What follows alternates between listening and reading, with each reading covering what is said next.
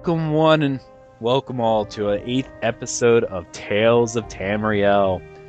We are glad that you are back with us and are here for us to regale you with our adventures in the Elder Scrolls universe. As always, I am your host, Aggelos, and with me this evening, not above making poached kwama eggs for breakfast, Thais. How are you doing this evening? I'm doing pretty good. I'm curious what a Kalma egg is. You might tell me about that later. How about you? How are you? Well, I'm awesome, but considering the fact that we are an Elder Scrolls show, the Kalma egg, and you want to make a Dunmer? That's kind of like their main cash crop. I enjoy the game. You're the lore nut. You're the one that knows all that. Alright, so pretty much only the lore nuts will actually get my intro this week. Okay. And with us again, he who's never far away from butter and tongs, Crabby. How are you doing this evening, Crabby? Not bad. Butter and tongs, huh? That's right. Okay. I thought that was awesome. I don't get it. Your name is Crabby. You eat crabs with butter and tongs. Oh, I never put two and two together, but that makes sense now. Yes, that's the reason. See, my entire intro thing is just gone right now. It's just lost on both my co-hosts. All right, so we're both a little slow this week. That's Yeah. okay. We'll pick it up next week. Don't worry. All right. Well, I work hard on these intros. Actually, I didn't really work very hard on those. I just thought it was interesting. Anyway, I want to thank my co-host for joining me this evening. Let's get into the news because we got quite a bit to go over today. First off in the news, we had an Ask Us Anything About Crafting that was released on the official Elder Scrolls Online website. I'm not going to go over all of it because we kind of went over the Paul Sage interview last week, but there was one particular question that was answered in the Ask Us Anything on the official site that was not mentioned on the TISO Elite page. And the question was, how am I able to get a style book for crafting? And they answer going, style books tend to be found on the occasional desk or cupboard, but there may be other places. You'll have to discover them for yourself. If you're a member of a guild, and this is a lowercase g, not an uppercase g, so it's going to be a player guild, don't forget to see if your guild mates might have had any luck finding any of these books, because you can sell them or trade them. So they're not bind on pickup. They are tradable, so you'll be able to find multiple. You'll probably end up with like 900 of one kind, and not that one you're after. So I think that's really, really cool, and actually it might be a good way of making some gold later on, especially if you get the super rare, what we were kind of joking about in pre-show, like if you can make Daedric armor, you're a good crafter. I have a feeling that will probably sell for a lot of gold. What do you guys think? Yeah, making money off your guildmates. There you go. Actually, you said something to me earlier in the week that I hadn't even thought of. Was now each account can join 5 guilds, and you actually mentioned it to me that I'm sure there'll actually be like auction house guilds. So that would be something interesting to try to make money from with these, because I know I'm a collector. I'll try to get every single style book I can. So I will definitely be buying them if I can't find them right away. Yeah, same here. Oh, me too. Although in every game I've ever played, I'm usually very poor, so I'll be bothering Egg for money to fuel my completionist addiction. This is true. This is very, very, very, very true.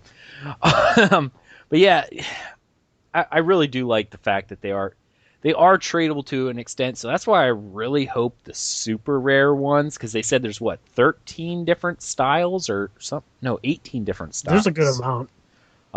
So you got 10 racials, but then you got the other ones. I know there was an ancient set. I have no idea what that is. A primitive set. And probably Dwemer set too. So I have imagined though, and Daedric. So it's this Aliad too. I think I don't know if Aliad was the ancient set, but I could have sworn I saw Aliad somewhere. Ooh. In any case, that's still kind of it's a really neat neat thing. I hope they're really rare too. That way, if you do manage to find more than one, you can sell them and make some money. All right, moving on to the next thing. If you're listening to the show, beta's already over, but there was a beta event on March 11th, and this is the final beta event for before the launch. So, yay. We're getting closer, guys. So Finally. 2 weeks. yeah. It's Head Start starts on the 30th, right? Yes, Yep. 2 weeks. 2 weeks from today, guys, we will be in Elder Scrolls Online launch. So, never thought it was actually going to happen. It's just I'm kind of baffled at this. Hey, I didn't actually see this on the show notes, but did either of you guys do the new Cold Harbor intro? I did do it. I ran through it once. I don't want to give away the ending, but did you see the ending? I did. How they made the ending of Cold Harbor really awesome looking. I was really happy about that. Yeah, you saw it. Oh, yes, I did, because I was pleasantly surprised at how awesome it was. Yeah, I like that they changed it. I don't want to give away any spoilers, but I like how they made it from mediocre to just epic. epic, boom in your face. I was like, oh man, this is great. It was pretty awesome. I was very happy to see that, because as soon as it started, I went, whoa, what is this? What's Yeah. going on? Well, for anyone who's not done beta, they've done that every 2 or 3 betas. They change the starting experience in one way or the other. Because the first time that we went through Cold Harbor, well, I know the very first beta that I was in back in August of last year, there was no, when you got to the anchor mooring, that was it. There was nothing there. And the next time I got in there, they added the Snake Daedra kind of fight, because I remember running through it the one time, and all of a sudden this thing pops up. I'm like, whoa, where did this thing come from? And now they changed it yet again, so they've really been changing how the intro goes. So, I know that's one other thing. Since you brought it up, we can mention it. One thing they changed in the intro, which I'm going to say that I liked, and I'll defend it after this, but they went in and they changed the weapon racks that you You're only crazy. get swords. You're crazy. You know what? This is where I'm going to defend it. I saw a lot of people going, you know what? This is not Elder Scrolls. This isn't right. Why would they take away your choice? All I'm going to say is apparently the people who say that have not played Elder Scrolls ever. Because other than, I can't really speak for 1 and 2. I think 1 and 2, Arena and Daggerfall, did it so that whatever class you picked, you start off with a weapon for that class. But everything from Morrowind forward, which, let's be honest, 95% of the Elder Scrolls fan base really only played to Morrowind and forward. Morrowind, oh my goodness, you get a dagger. You make it through the census office, there's a dagger on. That's what you get. You don't get anything else. The whatever the guy is, I can't remember what they call it. Anyway, the guy who sets you free gives you a stipend of septum, so you can go buy a new weapon. But the very first weapon you start off with is a one-handed dagger. And in Oblivion, same thing. Regardless of which side you join, whether not Oblivion, you might get lucky enough that when the one Blades agent dies, she'll drop her sword. But one way or the other, you're getting a one-handed sword. You'll either get her katana or you'll get a steel short sword. Again, a one-handed sword. Skyrim, if you join the Imperials or the Stormcloaks, you get a one-handed weapon. If it's the Imperials, you get a one-handed sword. And that's all you get at the start. You don't get choices. And then later on you'll get a one-handed axe if you do Stormcloak. And then you find the other weapons as you go. So I think they stuck closer to the Elder Scrolls blueprint, if you will, by removing the weapon rack choices and making them drops later on. What do you guys think? See, this is one of those things where I feel like they should have stuck with the more MMO-ish choice with because I totally agree. Having a sword for anybody makes sense. Elder Scrolls wise makes total sense. But on the other hand, I ran through all of Cold Harbor and I was looting a good amount of stuff. I had the one-handed. Now I was a sorcerer and I really wanted a destruction staff. I got a one-handed sword, two-handed mace, and a bow. And I was like, well, I mean, it was frustrating because I really wanted a staff and I didn't get it. Now, when you get out of Cold Harbor, there's a quest, and from the prophet, he actually gives you a bag, and the bag will contain one random weapon. And I was like, all right, maybe the staff will be in this. I open it and it's a bow, and I was like, ugh, like I got frustrated by that because stuff on vendors is kind of expensive in the game, so. It is. Now, let me ask you this. Was the bow that you got, did you also get like a medium leather chest? Oh no, I actually got a cloth chest, so that was kind of nice. Oh, was it what is it, Taskmaster's Lash or something? Was that the name of the bow? The bow, whenever I took the bow out, it gave me 2 attack power for like 5 seconds or something. I Oh, don't remember the name of it. I think that is I got a bow every single time as well, and I Oh, did it really? multiple times. I don't think it's random. Maybe the armor is, but I think I did it 4 or 5 times this beta, and I got a bow every time. So I don't know. I mean, I wouldn't mind seeing the weapon racks come back just because I think it would be. I think it's more beneficial to have them than to have just a sword. Just because it feels better to me that way. In terms of this being an MMO, it should have stayed the racks. Although it is more lore friendly for there to be a table and the sword laying there.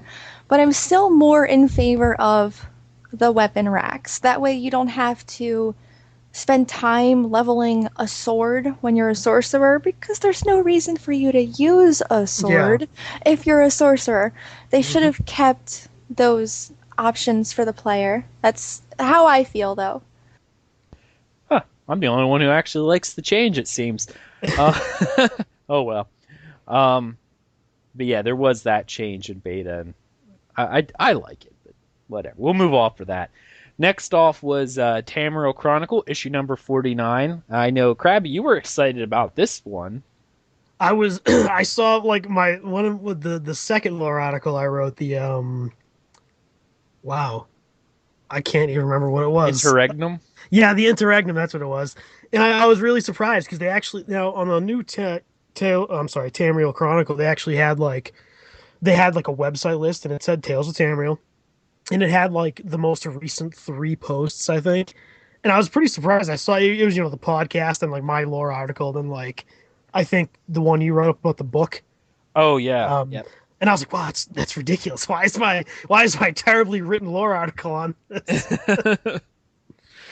Oh, I love the Tamriel Chronicle. It's just really neat. Ever since we got on that, I've seen a marked increase in the amount of views and stuff we've gotten. So it's kind of nice that not only is our podcast featured, but some of our articles from time to time are as well. So that's always nice. They're really community focused with stuff like that. It's really awesome. Well, I You think you know? can see that with them listening to community and feedback, period, with all Yeah. the changes they've made. They really do seem to want to please their fan base. So, all right. Well, anyone else have anything to say about the Tamriel Chronicle issue 49? No? Not me. All right. Next up, limited edition Heroes Guides to Elder Scrolls Online. This was pretty much me going, here, take my money, and I just threw my wallet at the screen because I ordered it within like 30 seconds of the tweet going out. I'm not ashamed to say that. He came home and goes, "Look at this. Isn't this awesome?" Like, "Yeah, babe, that's great." He goes, "I may have bought it already." And I looked at him like, "Does that mean that you did buy it already?" And he just goes, "Yes, I did." And I went, "Okay, baby, show me how awesome it is that you had to just throw your wallet at the screen." I really did. I literally, I got the tweet, went ding, looked over, wait, new book, what? clicked on the link, bought. Man, I wish it had been a little cheaper. I was kind of, man, now I'll waste money like nobody else. I mean, I bought Tomb Raider for the PS4 for $60 when I could have bought it for 20 for the PC. So I don't care. I waste money, but at the same time, I I kind of wish this was like less than $100 with like $20 in shipping. A little too steep for me personally, but I love the idea of it. I really want it, but I can't justify it to myself yet. Yeah, it's a It's definitely steep. it is. I will say it is. But main reason why I wanted to buy it because they're all individually numbered and there's only 10,000 of them. Yeah. So Well, that's why you wanted it, because it's a limited edition. I know. I'm like, There's only 10,000. yeah, I'm one of the elite here. He Mm-hmm. who threw the money at his screen faster than everyone else. Yeah. So I did buy it, and I love these kind of things. So I've been contemplating buying the statues of the divines that they came out with as well. They came out 'Cause with those? there's already Talos, and I think they're going to do the rest of them. That was their plan. How Like much you is- saw the Talos statue was announced like 2 months ago. No, I like never that. saw those. Oh, man. Oh, it's on the Beth blog store, so you should go check that out. It's really neat. But they're actually, from what I hear, their plan was to do one for each of the divines. So Talos was first, but they're gonna do, Mara and all them. So all the statues to those particular gods, the divines, will eventually be these statues that you can get. So, and I really want them. My favorite one is a Daedra, so that makes me sad. Dirty Daedra worshiper. Yeah, I kind of am. It's okay though. All right. Well, other than the fact that I threw my wallet at the screen, the books look really neat. They really do, and there's no in-game like benefits to them. There's nothing like that. You don't you buy them, you get a in-game pet or a mount or anything like that. So this was literally just a physical vanity buy because I wanted it. But I still thought it was really neat. All right, moving on to the next piece of news, and it is the developer question of the week, number 62. Again, I wrote the question down, and we'll answer it. We'll go around the corner. We'll face Crabby, myself. It says, knowing that early access and launch are just around the corner, we want to know how you will be preparing and how you will spend your first hours in ESO. Face, why don't you go first? Well, to prepare, we will probably get a huge box of Red Bull, maybe some Depends so we don't have to leave our chairs, probably a big box of Cheez-Its because I love Cheez-Its, and for the first couple of hours I won't even be in the game. I will be creating all of my characters because I've decided what races I want for each of the 4 classes. So yeah, that is how I'm going to be preparing and my first couple hours. How about you, Crabby? I'm gonna be doing the same thing. Now, I hope the game open. Now, it's weird. A lot of games open up at like midnight, at Eastern. I really hope this game does what Star Wars did and opens up at like 5 Eastern, like 5 a.m., because that was a lot better. But if it opens up at 12, I'll probably still be asleep, maybe. But if it opens up later, I'll be awake. And, man, in-game, I'm just gonna quest. I want to get as many skill points as possible because I want to stop pumping points into crafting because I really want to get my clothier, however you want to say that. I want to get that up as fast as possible. So that's what I'm gonna be doing. I have no idea why they didn't just call it Taylor. Yeah, else. Who knows? Pretty much what, if you want to look at me, the episode of South Park, Make Love Not Warcraft, the scene when they're all in the basement and you can just see them playing that's gonna be me. It You get really super is. fat and there's Super pimples all fat. over your face. Yeah, what was it, Paul Stanley? Live to Win will be playing in the background. I'll do the one. Yeah, lift up the one. Yeah, that's good. It's gonna be bad. But yes, whatever time they're gonna open, I am going to be awake because I will set an alarm to wake myself up if it's at a weird time, and I'll at least make my characters on the 30th, whenever it happens to be. Might get a few hours sleep and wake up in the morning refreshed and go at it. But yeah, making my characters are pretty much the first thing I want to do. And then after that, I'm actually probably going to spend 90% of my time, until I figure out what's going on in Cold Harbor. I'm going to run around Cold Harbor. I'm still going to farm inside Cold Harbor for a little bit, just because I want a lot of that stuff.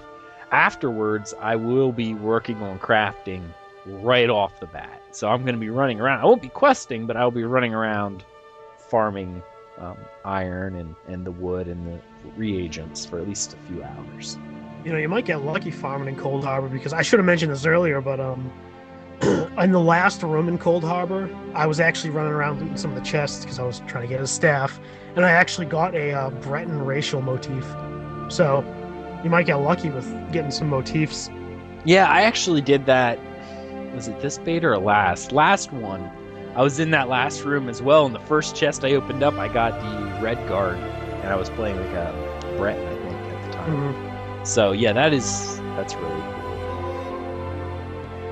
All right, well, now that we went over the developer question, the next thing we'll go over is Zam Network did an interview with Matt Fyron. And I actually have it up right here. I wanted to go over several of the questions. Sorry. Okay. First question was, with the launch date approaching, what are the anticipated subscription plans and payment methods? Will there be discount for paying for several months up front, like multi-month plans? And Matt Fire says, yes, you can expect to get a discount for buying multiple month subscriptions, and we will accept a variety of payment methods, including PayPal, web money, etc., in addition to the ones you'd expect.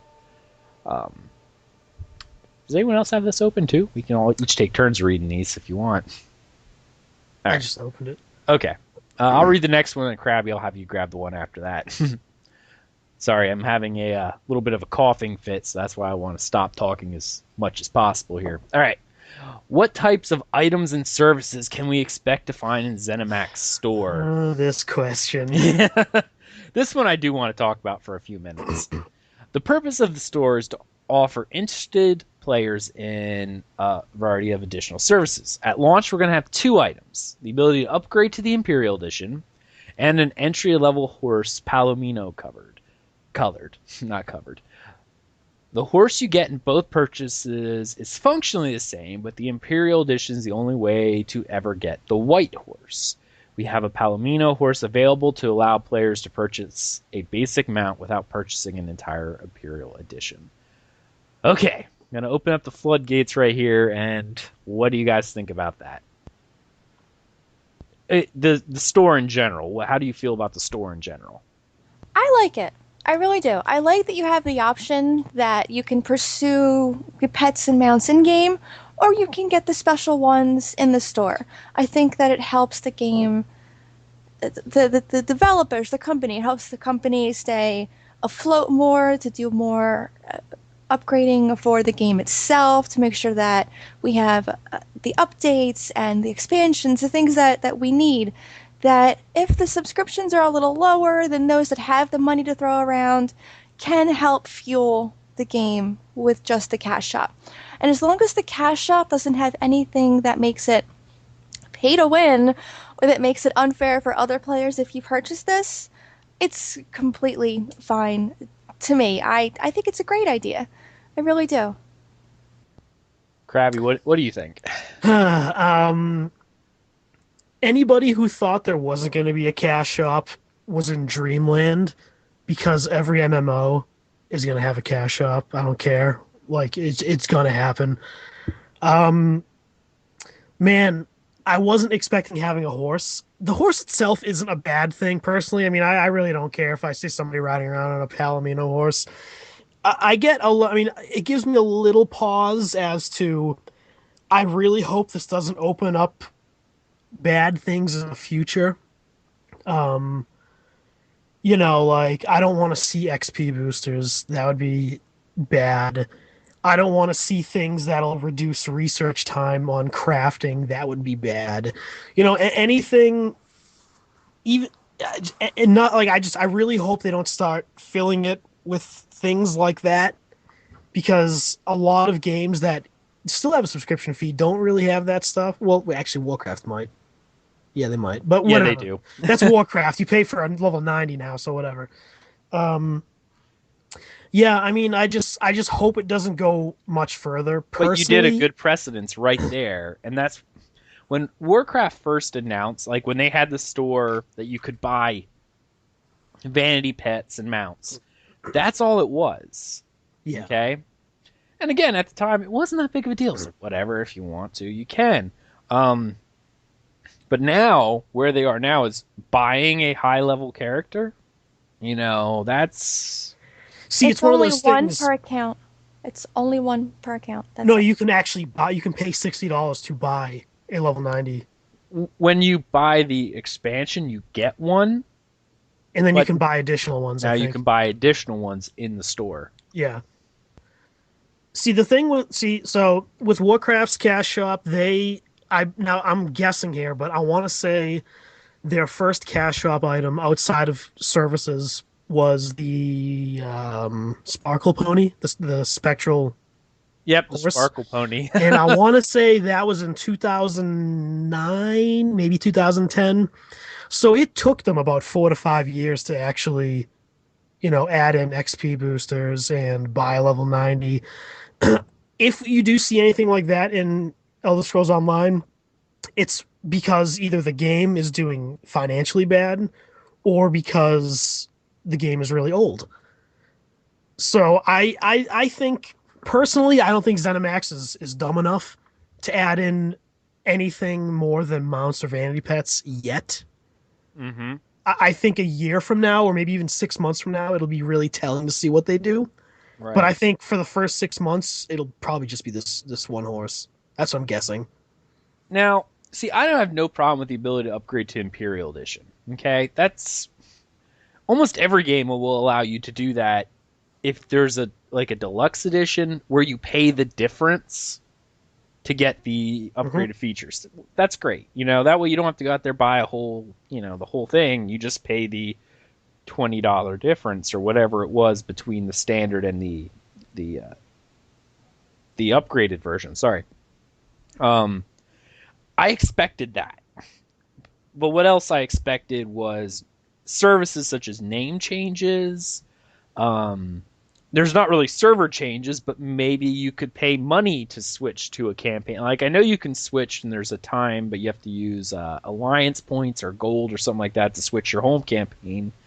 Maybe they offer a cash version too if you don't have the time to farm up the amount of money it needs. Whatever. That was what I was expecting.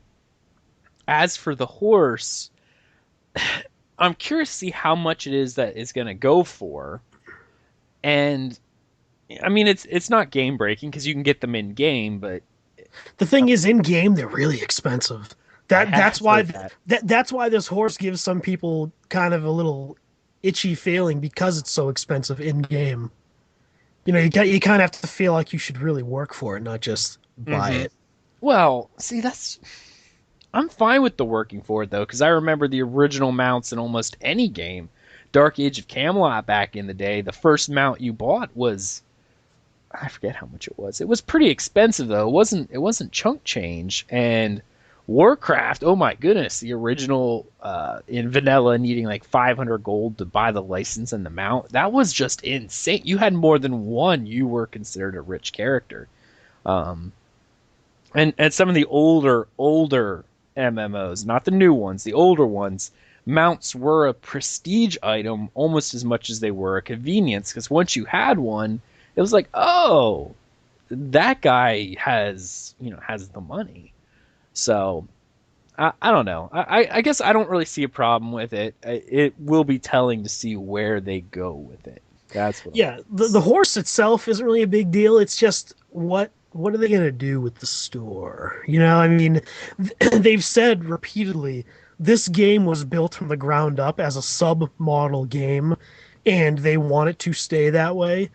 So it we can only wait and see. I mean, it's not a great thing to announce that they're going to have a horse for sale, but it just, makes you think. It does. It does. Yeah, I wouldn't know what else they would offer in there either, but I don't know. It's one of those things where I am kind of curious to see where they're going to go with it. But I can see character name change, definitely. yeah, character name change. Those are services that I would expect. Mhm. So yeah, I'm fine with that kind of stuff. The next thing, I guess, I was really trying to think about with these stores is just for people who want to know. Every MMO nowadays seems like they're going to have a store. It's just Warcraft did it. They were kind of one of the first ones to kind of do it.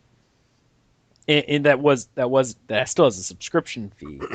And now it seems to be kind of the precedent going forward. Because companies want to make that extra money, and people are, for lack of a better word, dumb enough to spend the extra money for vanity items and stuff like that. As long as that there is never a button in game that is on the UI for this store, I don't have a problem with it, with just selling horses and pets. Because, playing Star Wars, you get the cartel market icon, bam, right in the middle of your screen. Mm-hmm. And I'm pretty sure you cannot turn it off. You might be able to, but I don't think you can. And I gotta hide it in the corner somewhere. And it's like, Rift was the same way when they went free to play. Now their store is everywhere in the UI. You really can't open up a menu without seeing, like, you're level 12. And then you see a little button up there with a $sign going, for $15, we'll level you to 13. that's terrible. Oh my.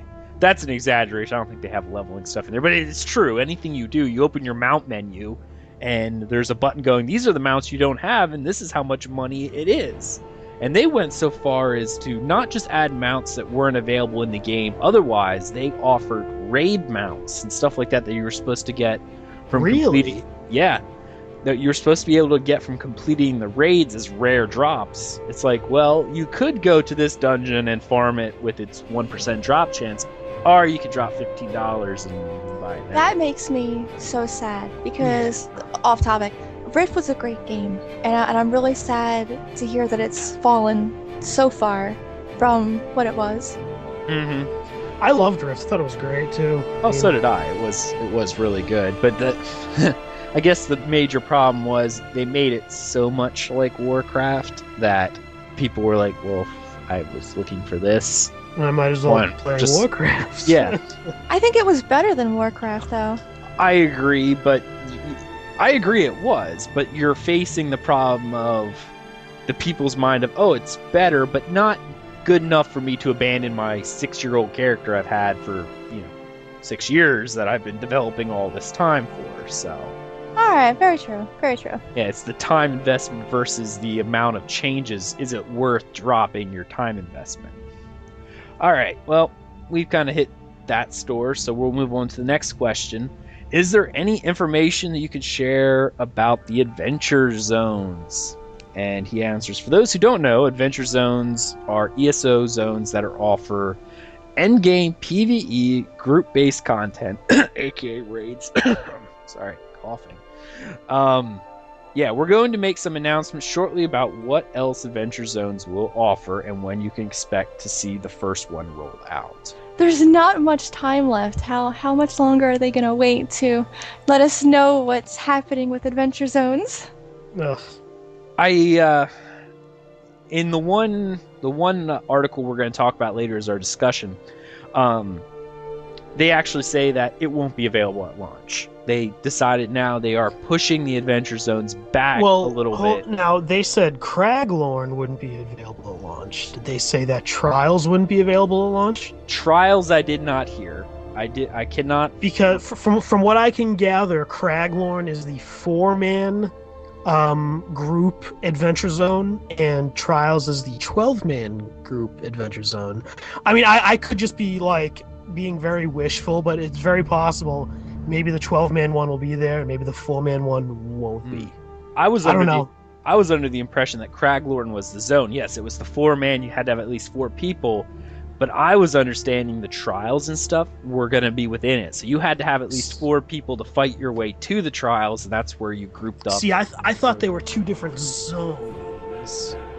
Not sure. I'd have to look it up. Yeah, I'd have to double check. I thought they were all the same, but we do know Craglorn will not be part of it at launch. So this is going to be one of the main, one of the first content patches. So, and if they make it difficult that you require a certain veteran level, then the 50 plus content will help with that. So hopefully it comes out quickly.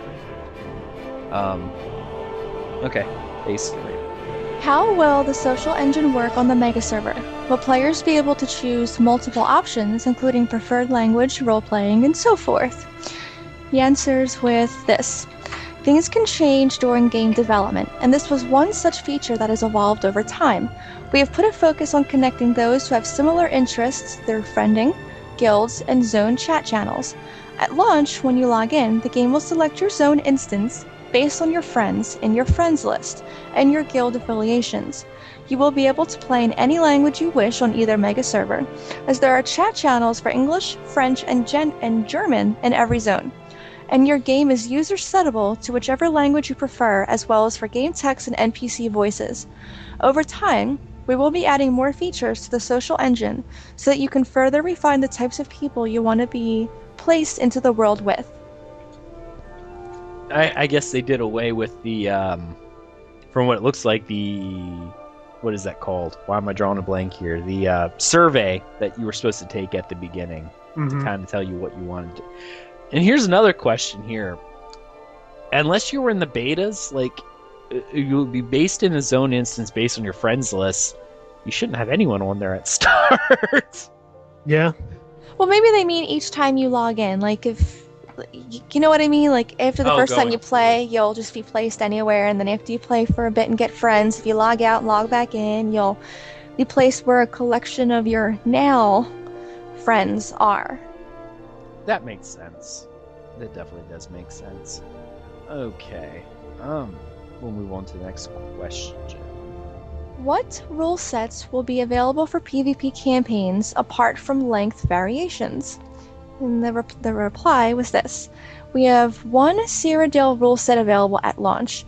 All campaigns will last for 90 days. Over time, we may consider adding new rule sets, and when we do, we'll let everyone know. Yeah, the no add-on people are freaking out about this one right now.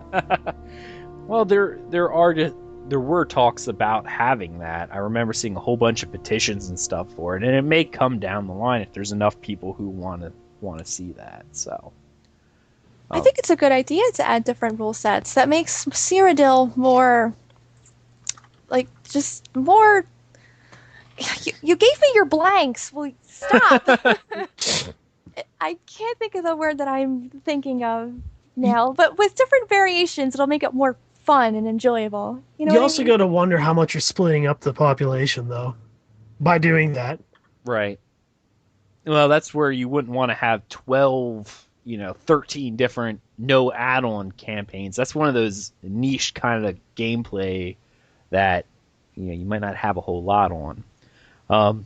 Could you imagine a only first person campaign rule set where you could not zoom out to third? That would be awful. I think that would be amazing. That would be the only PvP I would join. Like that, I would love that. No zooming out whatsoever. It like locks your camera that you're always in first person in Cyrodiil. That's amazing. Oh my gosh, it would take so much skill to play PvP that way. It really would. Oh, well. Maybe it might come later on. All right, we can move on. What role will crafters play in PvP? We know that there are resources to gather and PvPers to gear, but can crafters have a real role in the war effort, such as crafting stones to help rebuilding keep walls? The reply was this. Crafters still make the best gear in the game and can improve all gear found. So, because everyone wants better gear, crafters play a huge role in PvP. At launch, crafters won't be able to directly rebuild keep walls, but this is something that may happen in the future. Great idea. That I like. I'm gonna be the guy who's like repairing walls randomly. That's gonna be me. They're gonna release a new crafting class called Mason. So Yeah. you can be a stone mason. Oh my gosh! You need to like input that somewhere. It can be a PvP crafting profession. Maybe when they Wow. add housing to the Yeah, game, I was thinking yeah. that you can make marble statues. God, I would love housing in this game. Oh, I love it. All right, the next one is we notice that it's quite difficult to tell PCs apart from NPCs, especially early on, which makes the game feel somewhat lonely near the beginning. Is there anything being worked on that will make player characters stand out better? This is one of those things that fades over time as you play the game and become more familiar with the differences in the ways NPCs and players act. Very quickly, you'll be able to pick out PCs fairly easily when it is necessary to do so, and of course when you are grouped. You see a chevron over your group mates' heads. You know, this is one of the things that if someone were to change it as it is now, someone would be complaining that, oh my goodness, now it doesn't feel as immersive anymore because I could tell NPCs Yeah. are NPCs. This is I- one of those things where at first I was like, where are the nameplates? I want to see everyone's names. And after playing the game for a couple hours, I kind of got used to it and I didn't mind not having nameplates, which is now if I go back to another game with nameplates, I'm like, wow, the screen looks so cluttered. So I like it the way it is.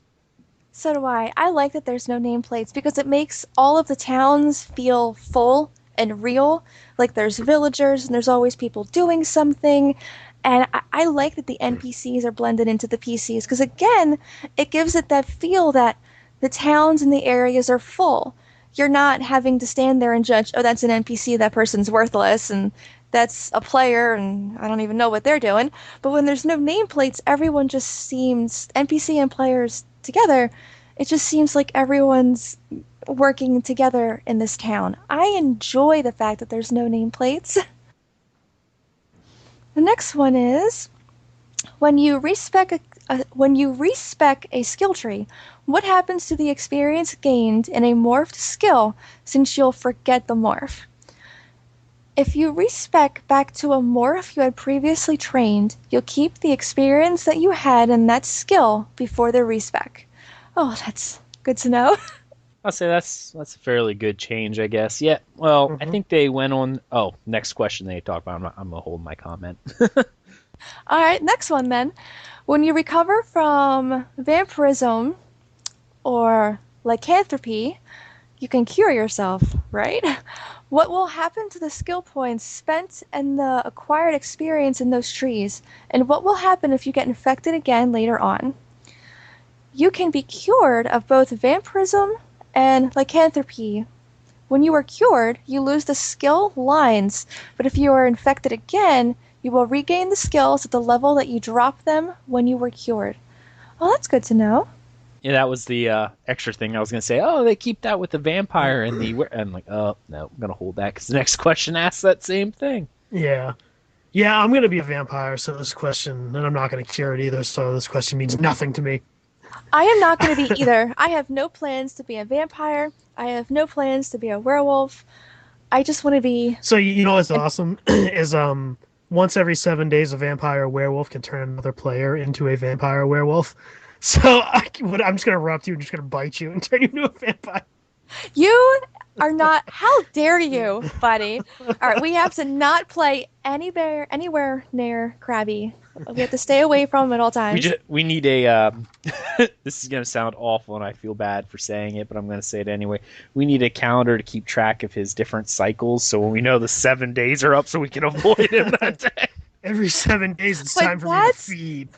But that's if he didn't bite anybody. or if he did bite somebody, then it would be 7 days. But what if he is purposely waiting until he's near us, and it's like a month later, and he still hasn't attacked anybody? Well, Ag, you said you're going to be a werewolf, right? Not on my main character. No, Oh, that's no my fun. my Nord temp. If I was gonna be any, I'd be a werewolf. But I actually tweeted out all my different characters earlier that I was gonna make. But my Nord Templar, my main is not gonna be a werewolf or a vampire. But he will have silver bolts always in a slot just for you. Hey, I'm going to be a vampire, and I'm going to have silver bolts because that ability by itself is ridiculous. Like, that ability is just awesome anyway. If I had to pick one, I would pick vampire because I've always liked vampires, and I don't really like being a hairy werewolf. That's just not for me. I really like the Elder Scrolls vampires. They did them in a really good way. They're like, they're super brutal, but they Not also sparkly.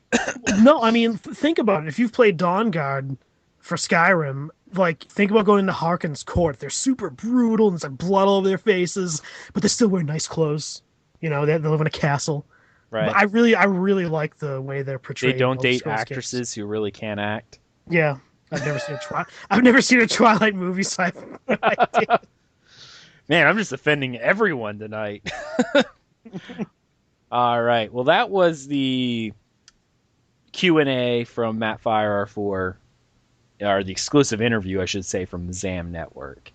All right. Moving on. This is actually going to be our Elder Scrolls discussion topic because there was another article released for the official website called the ESO Road Ahead. Now, I'm not going to go over the article because it's like 90 pages long. It was a good read. If you haven't had a chance, I recommend going and reading it.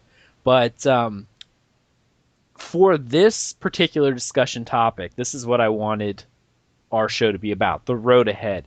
With ESO being, at this point, exactly 2 weeks away, how did we feel from the beta impressions, and what are our impressions going into launch? So, everyone has played the final beta, right? At least for a little while, correct? Yep. Yep. Very little. Very little. Yeah, we've had that discussion from your guys' side already. Did you feel that the beta ran smoothly? I felt that all the betas ran smoothly. There were a few times where I got a complete lag stop, where nothing moved for, I would say, a few seconds. But then it quickly resolved itself, and I was able to move around freely. There was no lag. A few times I got stuck where I couldn't access the escape menu. But that, again, it resolved itself after hitting escape a few times. Other than that, I think every beta ran smoothly. I reported a few bugs, but then the next beta they weren't there, and they did a really good job with the betas. Yeah, I mean, I honestly, what's funny is I've never had a lag issue with the game. I never had my escape key freak out on me. I've had to do reload UI a lot because I got stuck in conversations. Now this was 2 betas ago, and I've had bugged out quests before. This most recent beta, I only did Cold Harbor because I wanted to see the new Cold Harbor, and I really just want to play the game. But I'd be lying if I didn't say I wasn't a little bit worried about the reports of bugs people seem to be saying on Reddit and the official forums. So I hope. What kind of bugs are being reported? There is a ton of bugs involving quest mobs not spawning. It seems like almost every quest that requires you to kill one NPC is like, it takes a half an hour to respawn or longer. I'm half curious if that's by design or if it's by, because there are so many people running around. That is, if it is by design, that is something they need to turn up the frequency of respawn rate. Or, I mean, all right. So I had on 2 betas ago, I had a quest bug out on me where I had used a staff in front of a tomb and a guy would spawn out of it, his little scamp or whatever. Yep. And people saying, oh, just log out, log back in, it'll toss you in a different phase and it'll work. Logged out, logged in, didn't work. Logged out for like an hour, I come back, I log in, there's no one around, total different phase, and it worked. See, I mean, me personally, I can deal with those bugs. They don't bother me. I'd hate to see the general community be very upset about it. You know? Right. Yeah, and I do notice those tend to be the biggest issues throughout, excuse me, all the betas. I apologize to everyone listening. I'm having a coughing fit here, but sorry about that.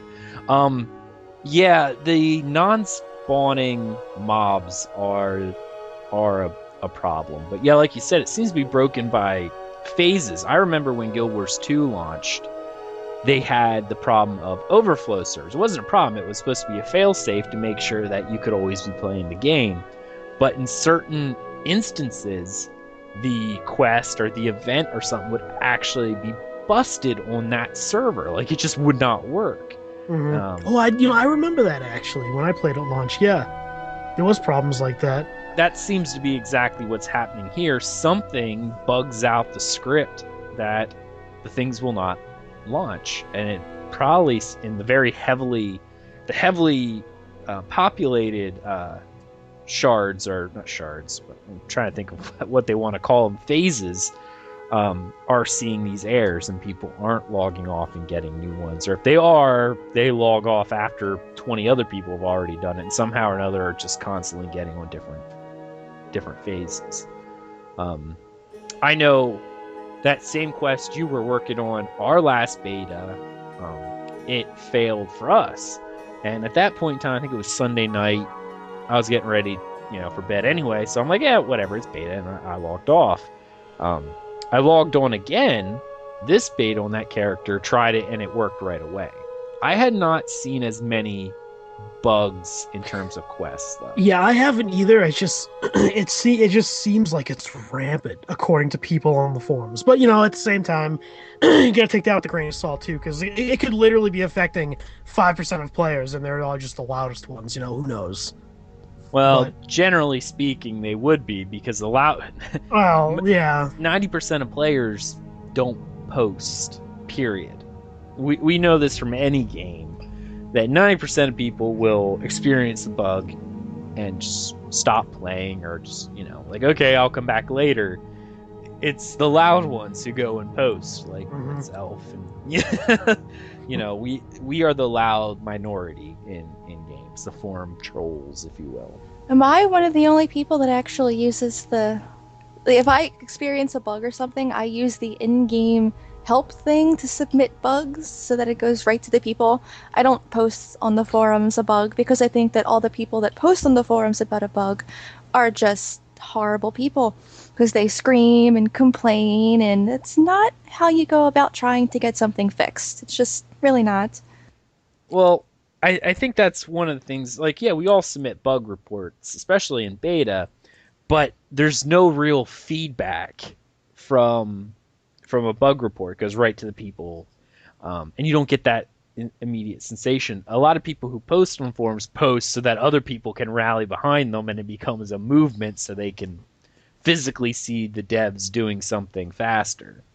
And there's nothing wrong with posting on forums. There's wrongs with trolling on forums, but that's a different discussion. For me, like, I didn't do a lot of questing, so I didn't notice a lot of quest bugs are stuck in NPC speech. But what I did do is I did go into Cyrodiil, this beta event, because the last one, it was pretty much unplayable for me. It was 10-second delay between when I hit a button and when my ability went off. It was that bad, and it was happening to a lot of people. And in the Road Ahead article, he even said the lag was caused by a game bug, and this particular time I went in, I had almost zero lag. So it worked fine for you this time? It did. I actually got to experience the Cyrodiil siege with minimal lag. It was, and I have a bad connection, so I experienced a little bit, but it wasn't enough to be like, oh my goodness, this is unplayable kind of thing. It was actually really good, and it was enjoyable. So, moving on to the next question I had here for you guys. How do you feel about the PvP content for ESO and how it's going to play out? Like, when you look at this, we answer these questions in the idea of how it's going to play for launch and how you think it will keep players interested. Crabby, why don't you go first? So I didn't play the PvP this most recent beta this weekend. I did before, and I really liked it. It was a lot of fun. If now I'm gonna go into a theory here. So if adventure zones are not in the game at launch, I am hoping the PvP will hold people over until they come out really quickly, because the PvP is really good. I think it's as close to Dark Age as I think it's as close to Dark Age of Camelot as anyone's gonna get. So I like the PvP. I'm confident it'll hold people over for a while, but we'll have to see. Right, right. I haven't played any PvP, so I can't actually. I don't know if I would be the best person to answer this question, but for impressions going into launch, just from what I've seen Ag play, I think it might get stale if people start zerging, kind of like how it happened in Guild Wars 2. I hope it doesn't get stale, because I think that this type of PvP might be something that would be fun for me. But again, I didn't try it. So I'm hoping it doesn't get stale. My impressions for launch would be that people are going to think it's new and it's exciting, and they're going to play it for a while, and then they might get burnt out. I don't know. It's hard for me to say. Well, I'll go on to my part about this and comment on these. Unlike Guild Wars 2, Cyrodiil is massive.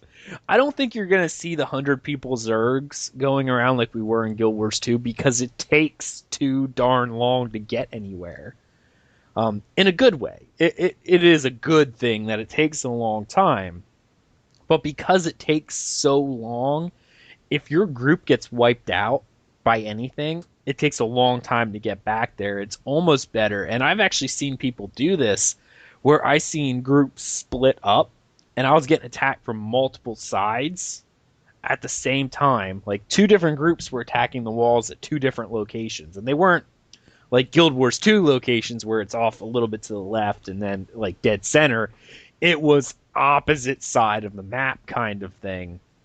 And then I seen the third faction roll in and wipe out one of the groups and then start taking up the siege in their place. So I would have like Aldmari Dominion on the left side of the keep launching fireballs, the Aldmari Dominion group that just got wiped out by Daggerfall Covenant, and now they're setting up siege. And all the Ebonheart guys are inside trying to defend it, and then they like Daggerfall sends scouts out to the other side and realizes that's the problem. You're playing Ebonheart Pact, and they're always going to be defending. Yeah, they're always going to be defending because they hold everything. Oh, Mm-hmm. No, I love my Ebonheart Pact. You back off. Anyway, Ebonheart Pact for the win. my blood for the pact. That's right. All right, moving on of that. I really don't think it'll get as stale. And one other thing I know with Guild Wars 2 that contributed to the sense of people not wanting to do anything is the way the games were scored.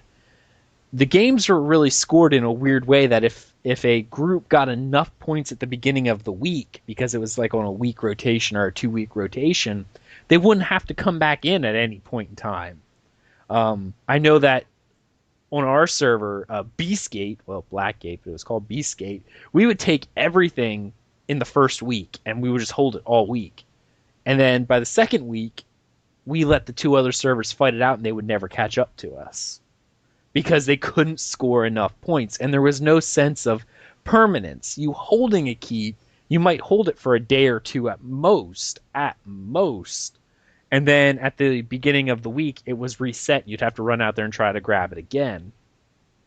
But these campaigns last for 90 days at a time. That's their scoring. So it's, 3 months. It's 3 months of scoring on these things. So it's not going to, you're going to hold it for a while. And even when the scoring board resets, you'll still hold the keep. So in theory, I'm going to say this, a single guild could hold the same keep for the life of the game. Like, game runs 10 years. I don't know if I see that happen. That's why I said in theory. Yeah. Let's just say it's a bunch of like Asian gold farmers who do nothing but sit on the keep walls defending it 24/7, 365 for 10 years. How does that get them gold? I don't understand. I don't know. I'm trying to think of the only people who actually will sit on a computer that long. But in theory, it's possible. Yeah. If there was someone there to defend it, like a full group of you had 100 people in the keep all the time, no one would ever take it. And they could, in theory, hold it for the life of the game. So there is a sense of permanence. And the other part is people are going to want to hold keeps for a long time because of the guild store mechanic. Because that's the only way you're going to sell. So the big guilds are going to have a reason for wanting to hold their keep because that's where their guild members can sell. That's how they're going to make their money. If they lose it, they lose their revenue income. On top of that, you got people wanting to be emperor as well. So every time the internal, like the keeps that are around the imperial city, every time a faction controls all of those, somebody gets crowned emperor. Mm-hmm. So you're going to want to keep doing that. So, I mean, I feel like there's a lot of incentives to want you to keep playing Cyrodiil PvP as opposed to Guild Wars 2 PvP, where it was just a point match. Yeah, it felt like a two-week battleground is pretty much what it felt like, yeah. And like you said, the Emperor, that is an amazing long-term goal for anyone who wants to do that. Plus, once you're Emperor, and like you're in there, you get like 300% health regen. You are essentially a god. If I remember right, as soon as you lose one of those keeps, I think you lose being an emperor. Yeah, but for the 30 minutes that you hold it, you can like take on an entire group yourself. Whenever I picture an emperor, you know what I picture? The beginning of the first Lord of the Rings movie, where Sauron's like swinging the mace, like 30 people. That's exactly what I think of. That's a good analogy. That's what's gonna happen right there. Yeah. Is the one guy just shows up and everyone's like, oh, and he just swings and they go flying. What's really cool is even if you're not a hardcore PvPer, but let's say you're a hardcore raider, and let's say that this game will have the raids you want.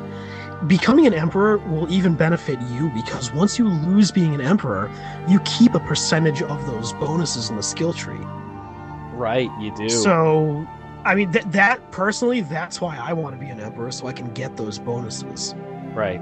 Yeah, for any completionist out there, I'm going to want that skill line. Even if I don't do PvP that often, knowing that there's a skill line out there that I don't have is going to keep me going back to try to get exactly. Anyone else have anything to say about the PvP content? So, if you become emperor, does that mean I become empress? Because that would be pretty cool. Yes. Just by the fact that you're married to me, yeah. Yes, the that Rings is of awesome. Mara. Your Rings of Mara, when you're by me, you get like, oh my goodness, that's what's gonna happen. They're gonna have like a divorce thing. Like if you have Rings of Mara going on, your spouse or whoever you do gets like 50% of your power. She's already planning your divorce, Thais. How do you feel about that? Does that mean I'll be single soon? Yes! I mean, no, that's so depressing and I love you. If you divorce me, you'll have no money in the game, ever. Oh, that's right. And I would rather not be poor in game, because... Then you better stay together. Alright, so we have to stay together so I can, fuel my in-game addictions. Alright, I got this. We're good. AKA sponge off me for the life of the game. But yes, going forward. That's what a wife is, right? That's what I thought. All right, moving on. Next question. How do you feel that the PvE content for ESO stacks up? How do you think it's going to go for launch? And how do you think it'll hold people in the long run? Thais, why don't you go first this time? At launch, I think it might be a little buggy, but that's to be expected. Nothing is perfect when a new game launches. That's just how it is. Nothing is perfect when a new game launches. But having said that, I feel that the PvE content is really going to hold people's attention because there is so much to do when you're out exploring. There's all kinds of things to pick. There's chests that you can lockpick. There's barrels and bags and all kinds of monsters, and the quests are interesting. It's not just, go for quests, kill 5 of these and get 6 eyeballs, and for some reason you don't get any eyeballs because these monsters are running around with no eyeballs. Can't stand that. I feel that the PvE content alone, oh, and the fact that it takes so long to level, which is, each new level is a goal on its own because it just takes so long, that the PvE content is really going to hold people into the game. And I'm so excited to just delve into the full game so I can just immerse myself in that environment. What do you think, Crabby? Um, right now, the PvE content is. I mean, I haven't done a whole lot of it. I actually haven't done any dungeons in the beta, but I've done a couple of the public ones. The public dungeons are a great idea. I like how there's so many of them. Like it's almost like there's so many elite areas, kind of like in Warcraft, how you had elite areas, but these are actually dungeons. I like those by itself. When I think PvE content, though, I think 4-man instances and raids. I watched the Tamriel Foundry videos, and I really like those dungeons they did. A lot of people said, "Oh, they're so easy," but these people have been playing the PTS for a year, so they know what to do. Um, I worry that I really hope that they get those adventure zones out fast because that's what people want to do. Most of your population wants that. I agree, and I'll piggyback off Crabby here for a minute. The PvE content, the questing content is great. Now, someone actually remarked that the type of quest you're doing are no different than other games. The fetch it quests, the gopher quests, but the way they design it, it makes you feel like you're not doing that kind of thing. Yeah, they present it in a way to where, yeah, sure, you might have to kill 4 of these guys, but it seems it seems more than that. Mm-hmm. The voice acting alone adds another level onto the questing experience. It does, and it does. It does a great job at masking what it's really asking you to do. It's almost like other games are just lazy. It's just easier to just go kill 10 of these things. Yeah. But the person, like in the one quest, it's like, yeah, we need you to clear out this cave. 10 of them should do, and that's your unique goal. But in ESO, it asks you to do the same thing, but it hides the kill 10. It says you should go explore this cave, and when you're in there, you start killing things. You keep killing things, and after a certain number, who knows if it's random or if it actually is after you kill 10 of them, it drops a note that goes, "Oh, we've cleared out the entire cave." It cleverly disguises how it's doing quests, and I love that because it really does make you feel like I'm not just going out and killing 10 things. I think that's great. Like Crabby, I've done a lot of the public dungeons, which these guys are from Dark Age of Camelot. I remember sitting in corsating mines, farming in like the first room until people would come along, and then I'd join 1 or 2 people, and we'd go a little deeper in the dungeon because it the way it was designed, and then we'd have a full group and we'd go all the way down and start farming at the bottom. And I made a lot of friends that way. One of them might actually be joining the game that I actually met in Dark Age of Camelot. We actually met by sitting in a dungeon. I was soloing, she came along, we joined up, and eventually it became a daily thing. We'd meet up and farm. That's what we did. And the public dungeons, they seem to try to bring that back, and I like that social aspect of MMOs, because that's what keeps people going.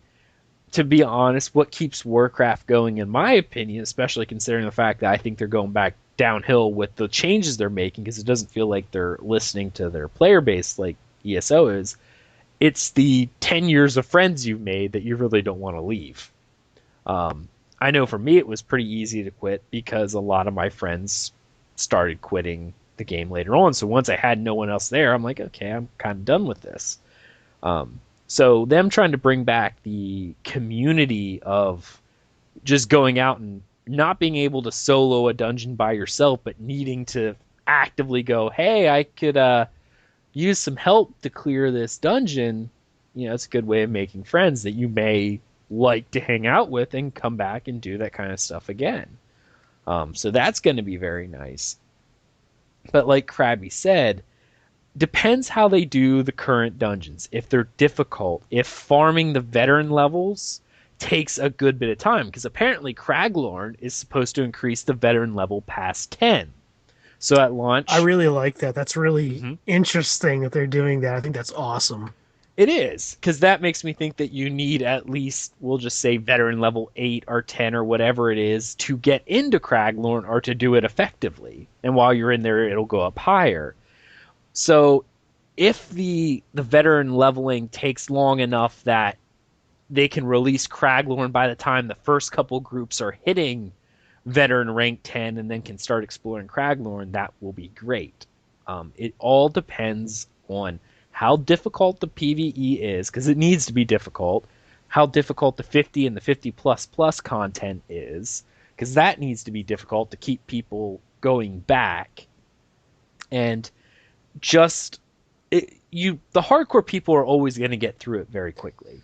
There's going to, and you need to keep them satisfied, but I think hardcore people are often, I want to say, conditioned to know that they tear through stuff and they want to be able to tear through, but you need to know that within 2 weeks they're going to be going, where's the announcement, or at least where's the hint that I can go try the next thing, See, the thing with hardcore players is, a lot of people say, oh, well, hardcore raiders only make up 0.5% of the population, blah, blah, blah.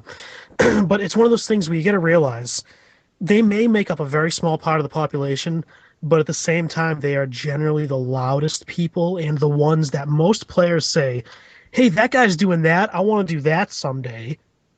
So you kind of want to make those people happy so they have a good impression of the game, so other people who are following them, in quotes, or look up to them also want to strive to be them.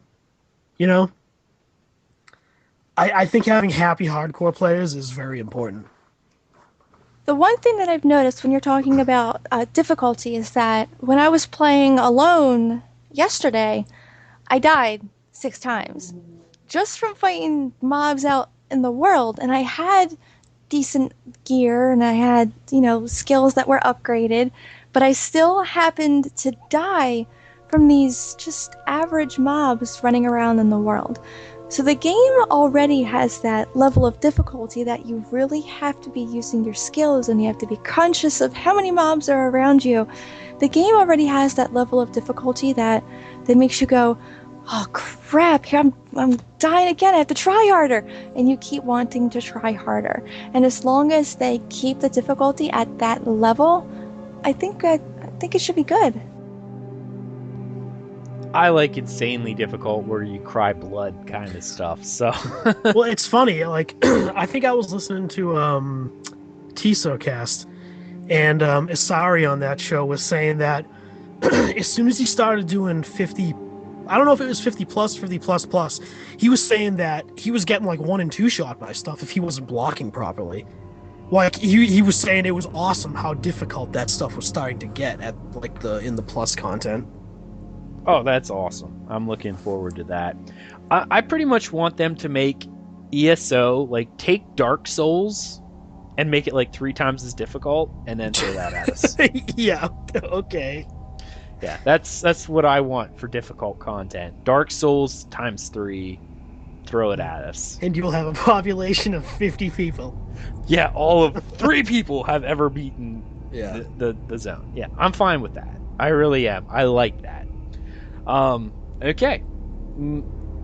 Anything else on PvE content as a whole? I think it's in a good position as long as they release the repeatable content, as they call the adventure zones, the rating. They need to release that by the time the first groups of people are finishing the 50 plus plus zones.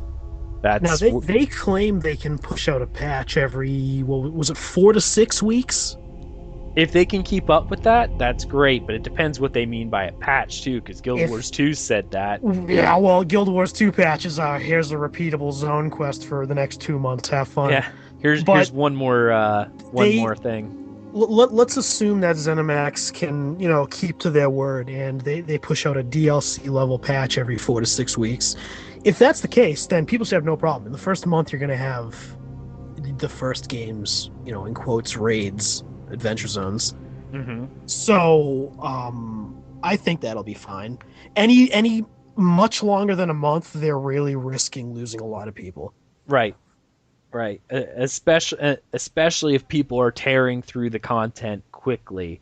If the raids are hard that only small amounts of people are getting through it, then it's not going to be that bad. But yeah, just judging by the gamer populace today, you do need to keep stuff coming, and you need to make it very, very difficult. Because if it's difficult, people will talk about it. Those hardcore players you're talking about will be like, dude, it was so difficult. I cannot wait for the next one. Because what do people do when they play games? They want to challenge themselves, unless you're playing Farmville. As I look over at Thais lovingly. And she's giving eye Burn. daggers. Anyway, they need to have hard content that people can aspire to do. If you can one-shot it, it's like, great, awesome, now I'm bored. And boredom is something that you never want your gamers to feel with your game. It takes a while to get bored though, because a person can do the same raid a couple times over to try and fill out the rest of their gear set, to try and get rare drops, to be able to say, oh yeah, I beat that mob 6 times. How many times have you beaten it? So it doesn't have to be immediately after they defeat it, because there's still a period of time before they get bored. Mm-hmm.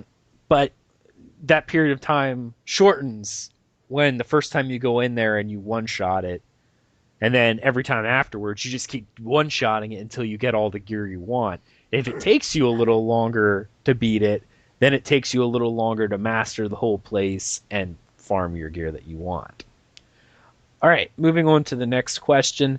How do you feel about the leveling experience in ESO? I know we talked briefly, but now you really get to talk. I'm going to go first this time. I do love the leveling experience. I think it's a fun, like, you get lost in, and the way they design the zones, you don't feel like, I don't know about you guys, but I don't feel like I'm looking at my experience bar going, I'm almost there, I'm almost there. For me, I'm just playing the game and adventuring and doing the quest, and all of a sudden my screen lights up and goes, oh, you leveled. I'm like, oh, that's nice. That's how I feel, and that's how I like the leveling experience to be. I don't like when games get to a point where, and I know other games have done this, around the mid levels between beginning and cap, it takes a pretty long time, and there seems to be a dry spot where it's just like, come on, I just need another 2 levels so I can go to the next zone already. I'm tired of staying in this one zone.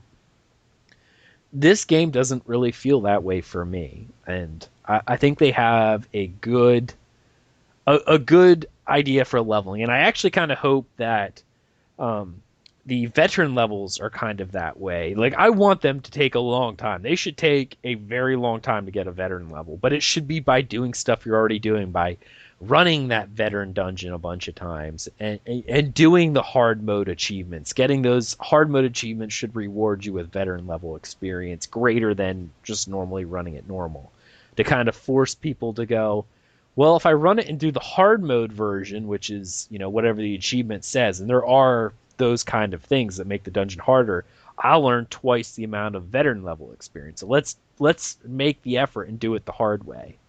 I think that'll be really nice. And if your group's maybe not as good, go, well, all right, we'll do it normal way, and the better skilled player can still go, well, at least it's not useless for me. I'm still gaining something. That's how I feel with the leveling. I think they're in a good place. Crabby, how do you feel about the leveling experience? I love it. I love it because every level is meaningful.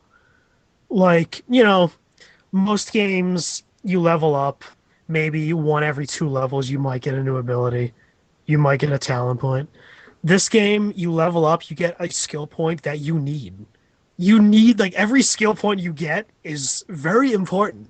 And that's what I love about leveling up in this game. You say you don't look at your experience bar, look at mine. I'm like, I just want to level up so I can get that next skill point. That being said, I do love the leveling experience as a whole. The questing is great. The progression is great. I think it's awesome. Cool. I absolutely agree with both of you. I adore that your experience bar isn't sitting there. Because when I have an experience bar on the screen, I'm constantly looking at it, engaging how much experience I need to reach the next level, which in a way takes away from your experience as you're leveling. I don't mean to interrupt you, but I do have a very funny picture I saw at one point in time. I think it was Atlas or whatever it was, the god who cursed the man to keep rolling the stone up to the top of the hill. Oh yeah, you should. Yeah. I thought it was hilarious. This guy's like, okay, you are going to roll this stone to the very top of the hill, and every time you get to the top, it's going to roll back to the bottom. And the guy's like, oh, no, no. And then he goes, okay, all right, I'll change it. You're still going to push the stone to the very top of the hill, and it rolls down the bottom, but every time you do that, an arbitrary number will go up. And the guy's like, yes! Awesome! And that's what I feel like. It's just cracked me up. Sorry. Now I don't even know what I was saying. I once again have no idea what you're talking about. Oh my god, all my references are lost. No, that one I knew, because I'm the one that showed you that. So you're good with me. I get it. But I forget what I was talking about. Oh, yeah, I love that the experience bar isn't there because I'm always constantly watching it, seeing how much more I need to level, which takes away from me paying attention to the quests and my surroundings. But in ESO, having the experience bar hidden, except for right when you get that chunk of experience, then it kind of flashes and then disappears. It's there long enough for me to go, okay, that's how much more I need. Awesome. But a lot of times, I don't even notice the bar. When I get a chunk of experience, it doesn't mean anything to me. And then when I do level, like, oh yeah, I leveled. I didn't even know I was close to leveling. And then you're excited that you accomplished that level, and you get a skill point, but at the same time, you still feel like there's so much more that you can do. Because there's other quests you can accomplish, more things you can gather, more items you can steal from random campers.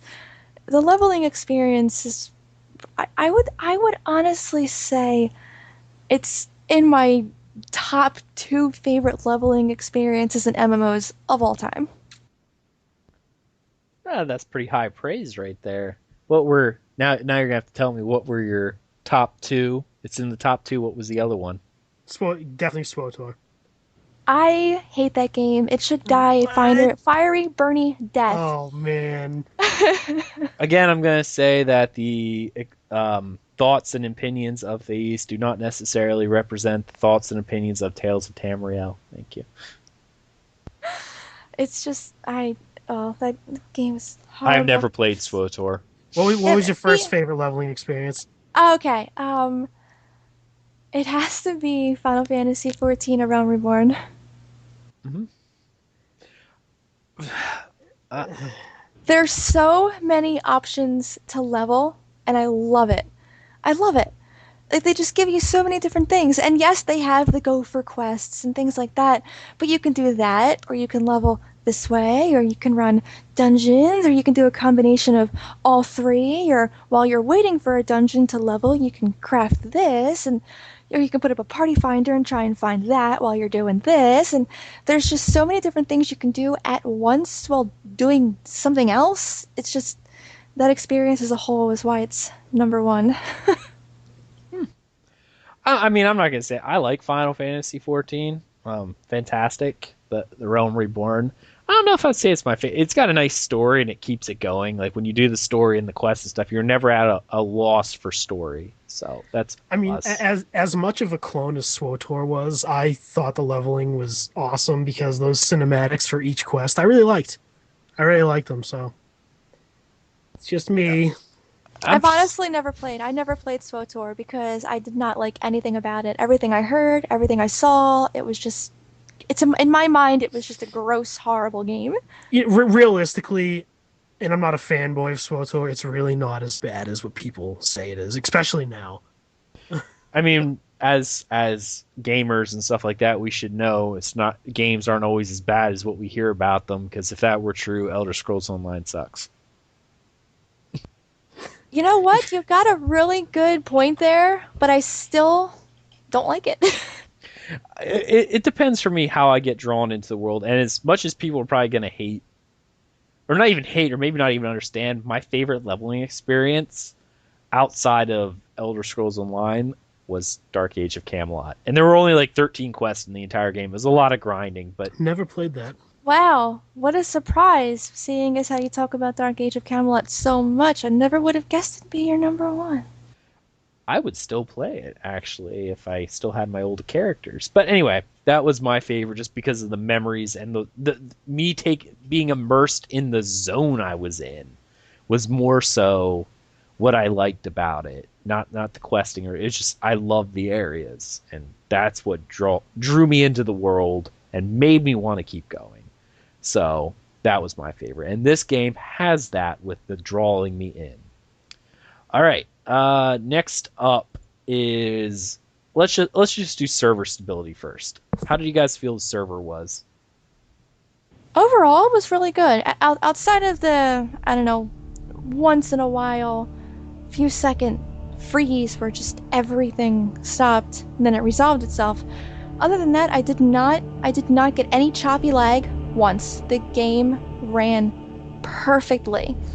I was able to see all of the players run smoothly across my screen if anyone was nearby me. The NPCs all moved smoothly. There was no rigidity. Everything ran very well. Especially sometimes in other games you notice a lag in the character creation where when you're moving a slider bar it doesn't change and then it kind of catches up. Even with character creation, nothing was choppy in there either. I thought that the server was very stable. I agree, and like I'm one to say that our server, like our latency here at our house. I was actually on the Tamriel Foundry TeamSpeak this morning. I just randomly hopped on, and everyone on. By the way, if anyone hasn't, you should. I just signed on, so I had it, and the second I hopped on, I was greeted very, very nice. People wanted to talk to me just as I joined. It was a very pleasant experience, but that's neither here nor there. I got to talking with one of the people on there, and we were talking about the server stability, and we were talking about my particularly awful connection, where I normally experience lag. And I do have lag from time to time. In this game, I would say we had a very acceptable amount of lag. Like it was, yeah, we would lag a little bit, but our connection is insanely bad. Pretty much just a mere step above dial-up. It's really bad. But even with that, even with saying that, I did not experience the stereotypical seeing people jump across the screen. I know for us, when we play Final Fantasy Realm Reborn, the way the server is made, the way the netcode is done, sometimes you get hit by stuff because your computer thinks you're one place and reality server says you're in another. Seeing people run by you, like on my screen, we sit right next to each other. We race each other to town, and on her screen, she's ahead, and my screen, I'm ahead because of how the server is giving us that information. This game does not have that for us. I mean, it runs incredibly smooth. And what little lag I experience, I attribute more to our bad connection than to the actual game itself. And even that is so small it's barely noticeable. So their programmers really did a good job making the game as pretty as it is and running as well as it does. So server stability for me is really up there. How about you, Crabby? I got not much to say. I haven't had a single problem. Everything's been awesome. I might have had one crash randomly. Maybe once I got hung up at selecting a character where it wouldn't go, but really it's been In game, it's been totally fine. Not a single complaint here. Yeah, it's really good. It's amazing actually how like taking the bugs from the quest stuff aside, because every game has bugs like that. I even know when Warcraft released like Wrath of Lich King, there were whole quest lines that were bugged for like a week at a time that you couldn't complete them. And it was game wide, not just server wide. But it really does. It runs amazing. Next up, the last thing that we'll talk about, and we talked about it a little bit earlier at the top of the show, the recent news of cash shops, sub fees, etc., that kind of stuff. How are we looking at that going into the game, and how do we think it's going to go as the game progresses? I'll go first again, just because I want to. As we talked about the cash shop a little bit earlier, and again, every MMO, I'm calling it now, pretty much every MMO from now until the end of, computers as we know it, are probably going to have some sort of cash item shop, even if they do have sub fees. I think even WildStar has some sort of cash shop, if you will. They will, yeah. Yeah, I know they have something along those lines. Just because let's face it, they're businesses, and people realize that if we offer it, make it optional, people will buy it. And what shareholder is going to say, no, I don't want you to do that? It's a way for these companies to stay afloat. And as long as they do not put anything that breaks the balance of the game and make it completely optional, I'm fine with it, because it's an inevitability. Games nowadays are going to have it. I also don't think that's stingy. I think that they want the game to be able to stay open for players, and if sub fees are or if subscriptions are going down, having a cash shop open allows those players that want to continue to play, who still have money, to keep the game afloat. So in my head, I don't see every cash shop being stingy. I see a lot of them doing it because they care for their game. Now, World of Warcraft, that just seems stingy. Well, I don't agree with the way Warcraft took a lot of their stuff. At first, when it was just mounts and pets, name changes, I'm fine with it. It's all good.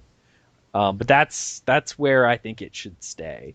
Mm-hmm. But yeah, I mean, any extra money they get on top of sub fees will keep the game going and will have them have a development team.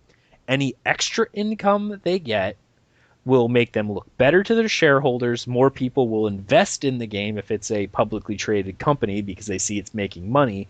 And that allows them to do things from a business side of view, such as, I don't know, hiring new programmers, new artists, new talent, who then bring in their ideas and are able to work on the game and get things out faster. So maybe the content patches that come out every 4 to 6 weeks maybe come out every time, or maybe they have a little bit more because they have the extra people to push more stuff on there. The things that they normally wouldn't add because they ran out of time, they're able to now add into the game. So getting more people into it's good. For all we know, these could be the only two things in the cash shop for the next year. It's true. We really have no idea what they could add. I mean, they could not add anything else. Who knows? Yeah, and it's just extra income for them that is at this point completely optional.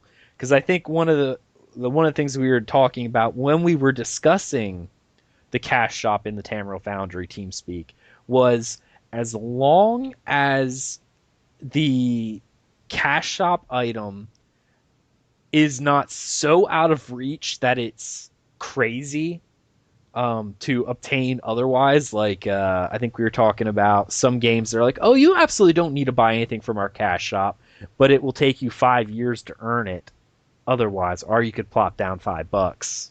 That's a problem. They shouldn't make it that way. If it's obtainable in-game, it should not be in the cash shop. Things in the cash shop should be special items that you cannot get in-game.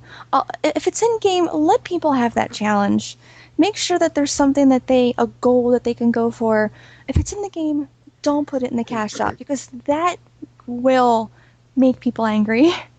See, I agree. Cash shops are so weird. I have a personal hatred for cash shops only because let's see.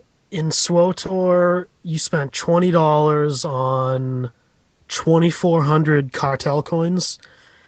Let me put it this way. In 1 month, Electronic Arts, EA, the company that is known for ripping people off, stopped me from being able to purchase cartel coins because I bought so many. I have an uncontrollable urge to just waste money on shops like that. So that's my little thing. But at the same time, you gotta be careful with what you add to shops because I recently stopped playing SWOTOR because I had no problem with the game how it was. I enjoy the game, but it comes to a point when if you put too many cosmetic things on a cash shop, you're not gonna have a hell of a lot to look for in game. Oh, I want those shoulders because they look awesome. Well, go out and earn it in the game, or you could just buy them. It's one of those things. Yeah, cosmetic items are exactly that. They're cosmetic, but you do not want to go overboard with those because then there'll be nothing to strive for in the game. And I think that's why early on with the Warcraft one, I didn't have a problem with it because they added one mount. They had a few fanny pets, but in the percentage wise, even with the amount of mounts and pets they have in the thing now, there's still so many more to be earned in game that it was just one extra one with a unique skin. You know what I mean? Yeah. I think I had in Warcraft 192 mounts or something like that. And yeah, I bought a good number of the ones in the shop, but that was only like 5. So out of the 192 that I had, 5 of them were bought. So well, there you go. You spent $125 probably on mounts from one person. For one person, yeah, exactly. So I helped them out. But even one of the big things with SWOTOR's cash shop is they put the best looking gear on the shop. That's like, a problem. Yeah, exactly. Like literally almost everything you get in game is kind of crabby looking. Right. Like all the coolest looking stuff is in the shop, which kind of sucks. Arguably, the same thing happened. Now again, Guild Wars 2 is a buy to play, and they do have a cash shop, and they don't have a sub fee or anything like that. That's what they do. But a lot of the coolest items in the game were bought with were in the cash shop, or worse yet, being able to buy coins which you could then convert into gold to buy legendary weapons. Mm-hmm. That was the kind of thing. That's what their cash shop evolved into. You spent money on gems, which you sold back into the economy for gold, which then you paid to the Chinese gold farmers who farmed the legendary weapons and put them up there for like 7,000 gold apiece, just so you could have a shiny. Anyway, anyone else? Anything on the cash shop? Any other recent news before going in? All right. Moving on to the next section. It is my favorite time. It is the Tales of Tamriel part, the personal story time. We're going to start off with Thais, and she is going to talk about her beta experiences and just what she's been doing. It's not really a story per se. I guess maybe it is. I wanted to talk about my character customization experience from the most recent beta. They added the ability to play with the Imperials. Now, because I got the Imperial Edition, I'll be able to play an Imperial in the game when it comes out, if I want to. And at first, I was pretty set on wanting to be a Breton, because I thought that they were just... When I made my Breton, she was just beautiful. I loved the way that her face was shaped, and the hairstyle that I picked, and the skin tone and the hair color, just everything about the Breton I loved. And because I could put her in the middle of the Ebonheart pack, that just fit perfect. But then I got to play with the Imperial. And you realized you wanted to make a hot Italian chick. It was just, when you pull up the Imperial, like the darker skin tone, and she looks exotic, and it was just really neat as compared to the Nord, where they were like, I didn't like the Nord. They were shut your dirty mouth. I love my Nords. And actually, that's a good example. You kept saying, man, I really like your Imperial, and there was just something that bugged me about the Imperial, and now I know what it is. But they looked Italian? That's what it was? Mm-hmm. Wow. Yeah, but they make really good Alfredo sauce, okay? I have like to give Alfredo. Italians some... Well, I would put it Alfredo sauce on everything because that's just No. Italians. Way to go on Alfredo sauce. Mhm. Nothing wrong with Italians. It's just I'm I'm a stereotypical Nord in real life. Blonde hair, blue eyes, pale skin, and there's just something that bugged me about them. And I'm like, well, he looks good. There's just something I don't like about, and that's what it is. I'm like, he doesn't look Nord enough for me. Just too dark. Don't like it. On my Imperial, though, I was actually able to give her my skin tone. I'm also very pale. I have blonde hair, I have porcelain skin, but I have dark eyes, which is kind of off-putting to me. But I was able to give her a light skin tone, and I was able to give her this kind of a darker red hair. And when compared to the Nords, who look real just the women, mind you, the female Nords just look butch. I could not get my female Nord's face to look feminine enough for me to go, oh, she's gorgeous, it's perfect. Snoo. That's what I was saying. Amazonia. Me want snoo. Oh, God. We sentence you to death. Death. Oh, Aw. by Sisu. Yeah! Thank you, God in heaven. You know, now that I think about it, I probably should go with a Nord because I want to run her and I'm going to name her Snoo. That's just what I'm going to do. I'm going to have a Nord named Snoo, and I'm going to roleplay, and that's how I'm going to talk. But after making my Imperial, I decided that I do want one of my characters to be an Imperial because I really enjoyed how they looked. But then Ag and I were tossing around what we're going to make for all 4 classes. Because since there's only 4, and there's so many races, I definitely want to try all of the classes. I want each one when the game comes out. So as we're tossing it around of like what we're gonna do, I was just gonna make an orc because I happen to like the female orcs. After talking about the Nords looking Amazonian, now I'm saying I like orcs. I understand Yeah, that's yeah. kind of weird. Yeah, you kind of can't get more butch than a female. It's the bottom fangs that gets you going. Yeah, it must be. It really is. I love the underbite. It's just, oh, it's so hot. I don't know what it is about the orcs that I like, but I really do. I love the female orcs. My very first character that I ever made in Skyrim was a female orc, until I found out how much I like thieves and dark elves, and that's the route I went. So I was all set. I made my orc, and I was happy with how she turned out, and that was going to be my last race for my Dragon Knight. I was super excited until Ag says to me, I think I'm gonna try and make a Khajiit. Now let me say this to everyone out there. For Ag to play something that isn't a humanoid race is really, really strange. Because Ag is completely boring. In any game we play, That's no, my, be quiet over there. That's my wife, ladies and gentlemen. Ag is completely boring. Whenever we play a game, he always plays a human. No matter how many special races are in that game, like in Guild Wars 2, you could be a plant person for crying out loud. I could not wait to be a Sylvari. He went with a human, and I was so upset.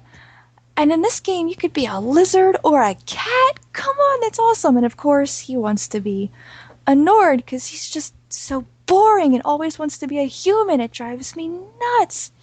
In Final Fantasy, I'm a cat. What is he? A human. Alright, anyway. So when he said he wanted to try a Khajiit, I was super excited that we might actually match because I'm almost always something that's not a human. So I decided to go and make a cat. Now when Ag made his cat, he fashioned it after a white tiger. So his cat was tall.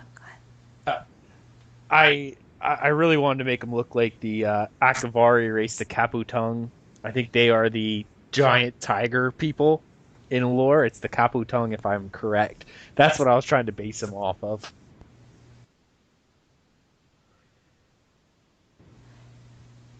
His cat was just amazing.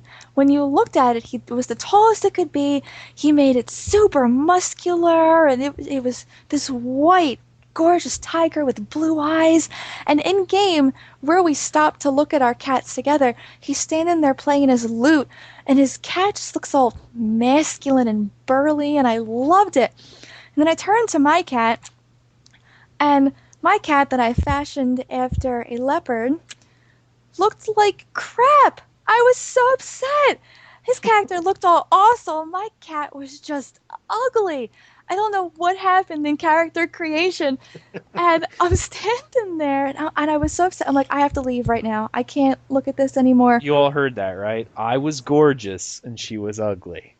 That's exactly how it was. His first venture into making something that wasn't a human, and he nailed it. And I was so angry on the inside. So right then and there, I backed out into character creation again, and I started for an hour. An hour.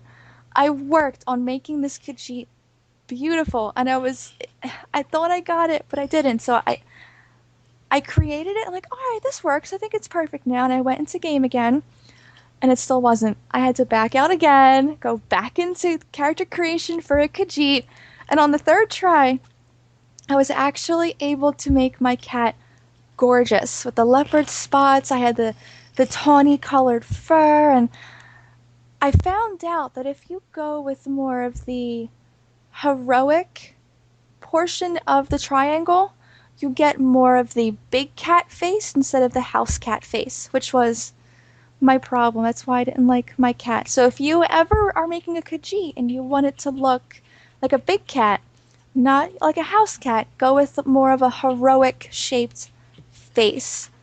It will really bring out the shape of your cat's body. It just pulls the whole picture together.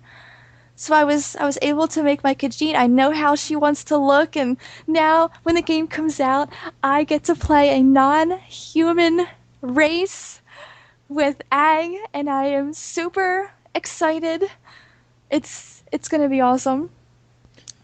Do you wanna tell people what all your races are gonna be and everything like that? Because you have 4 characters. We're each gonna do 4. Your main, where they're at, what faction. Well, my main is obviously going to be a Dark Elf Nightblade, because it's just me. I have to have a Dark Elf Nightblade. It makes like perfect sense. They're amazing, and I was able to make the Dark Elf just so that it looked feminine and not angry, but still looked like it's hard to make Dark Dark Elves not angry. It is. It really is. You have to use the triangle slider, and you really have to study their face, because in one portion at the bottom of the triangle between soft and angular, I was able to find the perfect balance where she didn't look furious at the world.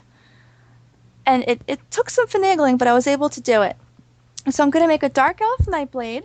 My gorgeous Breton is going to be a mage. My Imperial is going to be a Templar. And I have Orc written down, but it's a Khajiit now. My Khajiit is going to be a Dragon Knight. Let's see if I can remember the factions. I think the Dark Elf and the Breton are going to be the Ebonheart Pact. My blood for the Pact. The Khajiit is in the faction that I don't like. We weren't going to move that, but we're with the Dirty Elves, the Aldmari Dominion. I'm excited to be able to play it though, because there's no way I was going to make a Wood Elf or a High Elf. Just gross, not going to happen. And then the Imperial is going to be I can't remember what it's called. What's it called? The Daggerfall Covenant. Ag's over here trying to help me out. He's mouthing the names of the alliances for me. Indeed. Okay, is that all you had for story time this week? It is. It wasn't much of a story, but I was really excited about it, so I wanted to share. It's your adventure in ESO. It's a story. It's awesome. Next up, Crabby, do you have anything for us this week? Yeah, last week I said I was going to play Oblivion, and so all week I was, getting into modding Oblivion, got it looking, decent.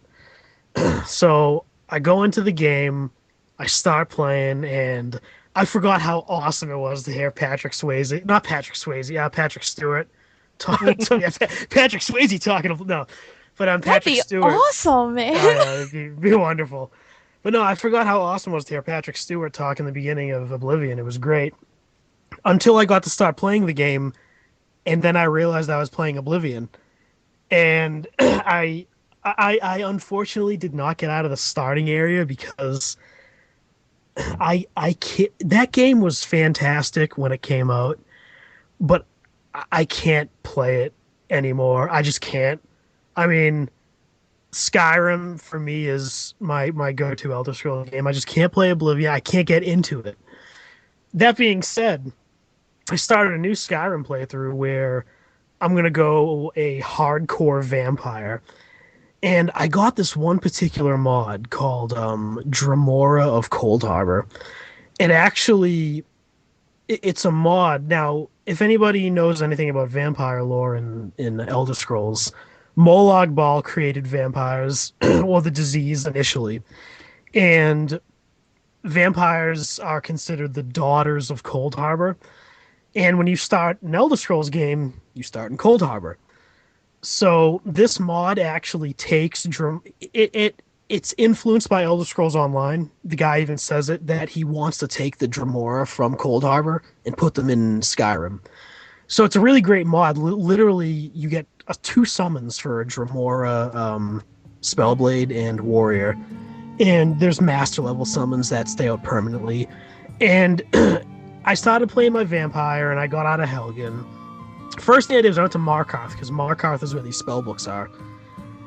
I did all the, the guy was trying to stab the woman in the street and everything. Now, in order to get these spell books, you actually have to go to the abandoned house to where you have to start the Molag Bal quest.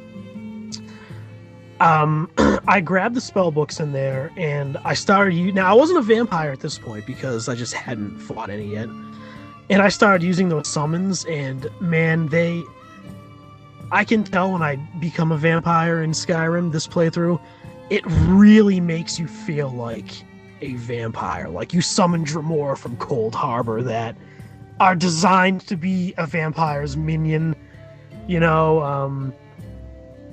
I didn't get very far after going to Markarth and getting the summons, but I'm really excited to actually keep playing it and turn into a vampire and just go full out vampire craziness with the summons and everything. It's really fun.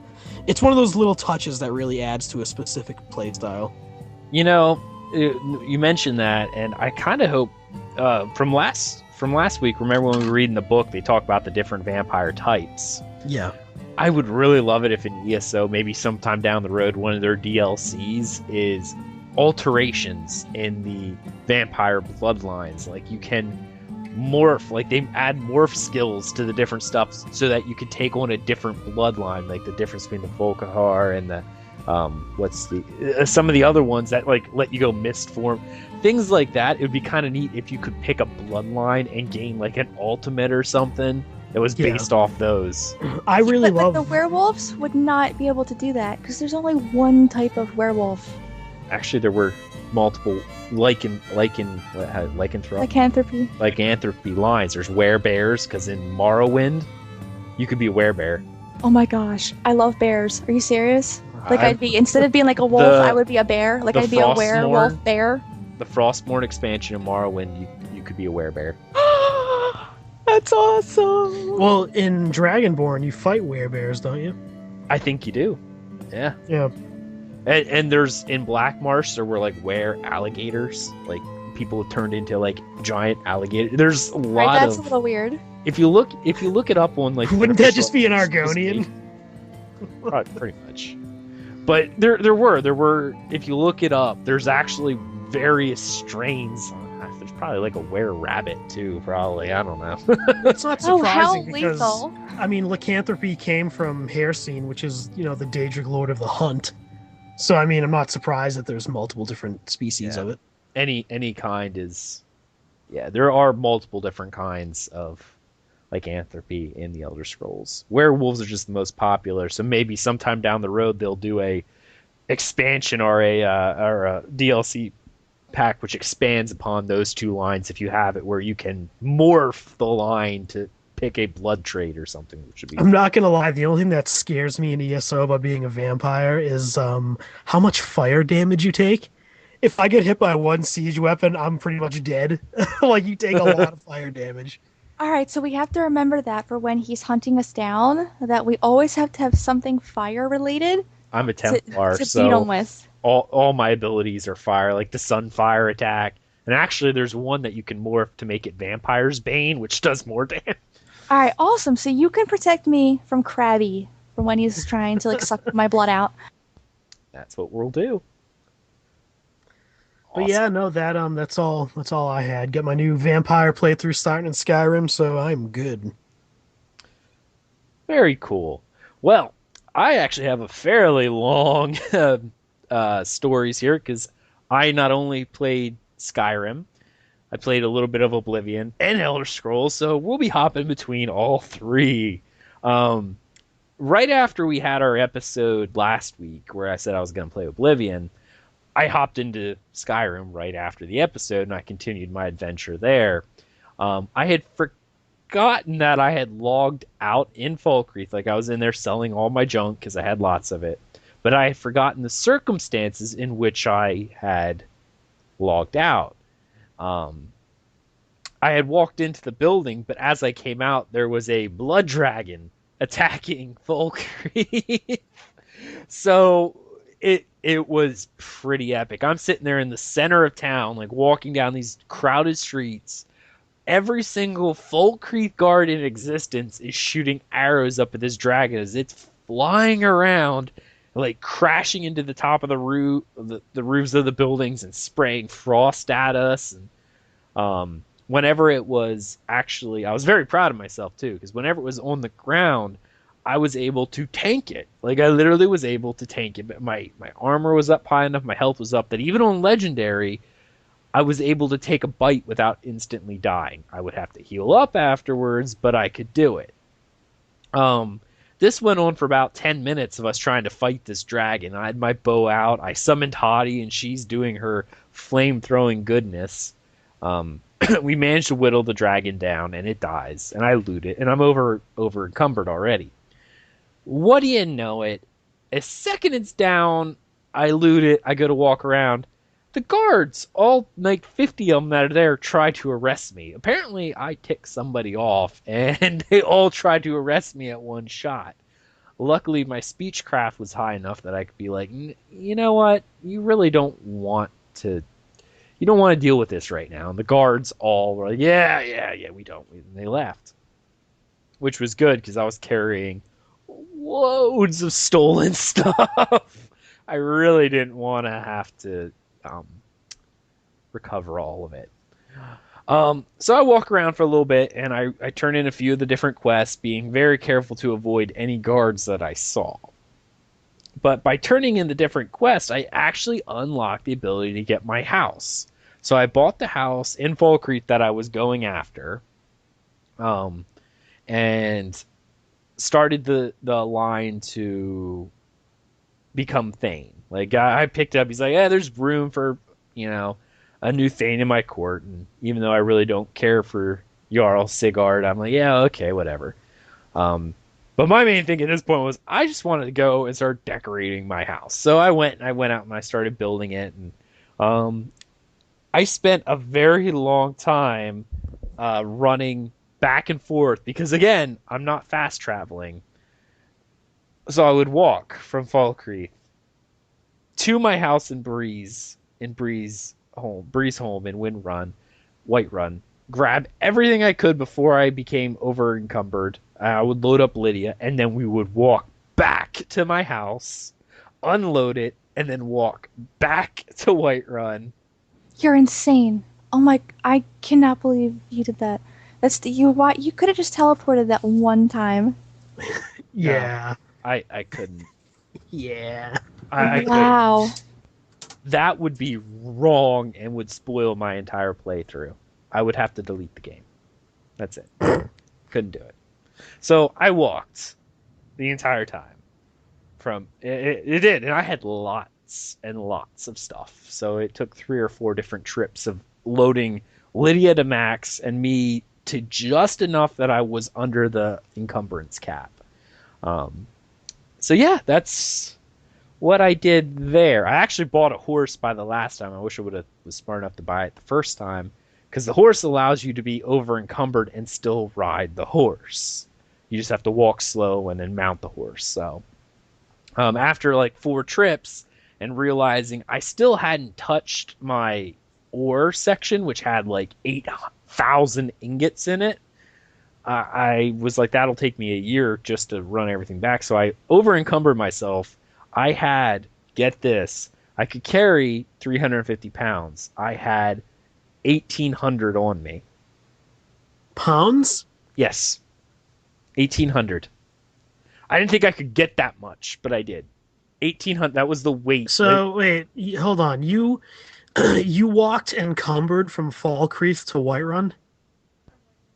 By this point in time, I did not, because this was like my 4th trip of walking back and forth with loading Lydia up. Okay. And then I realized I had to get all my ore and stuff that I had been saving, which was, like I said, like 8,000 ingots, plus all the gems and everything that was in the one chest I kept in Breezeholm.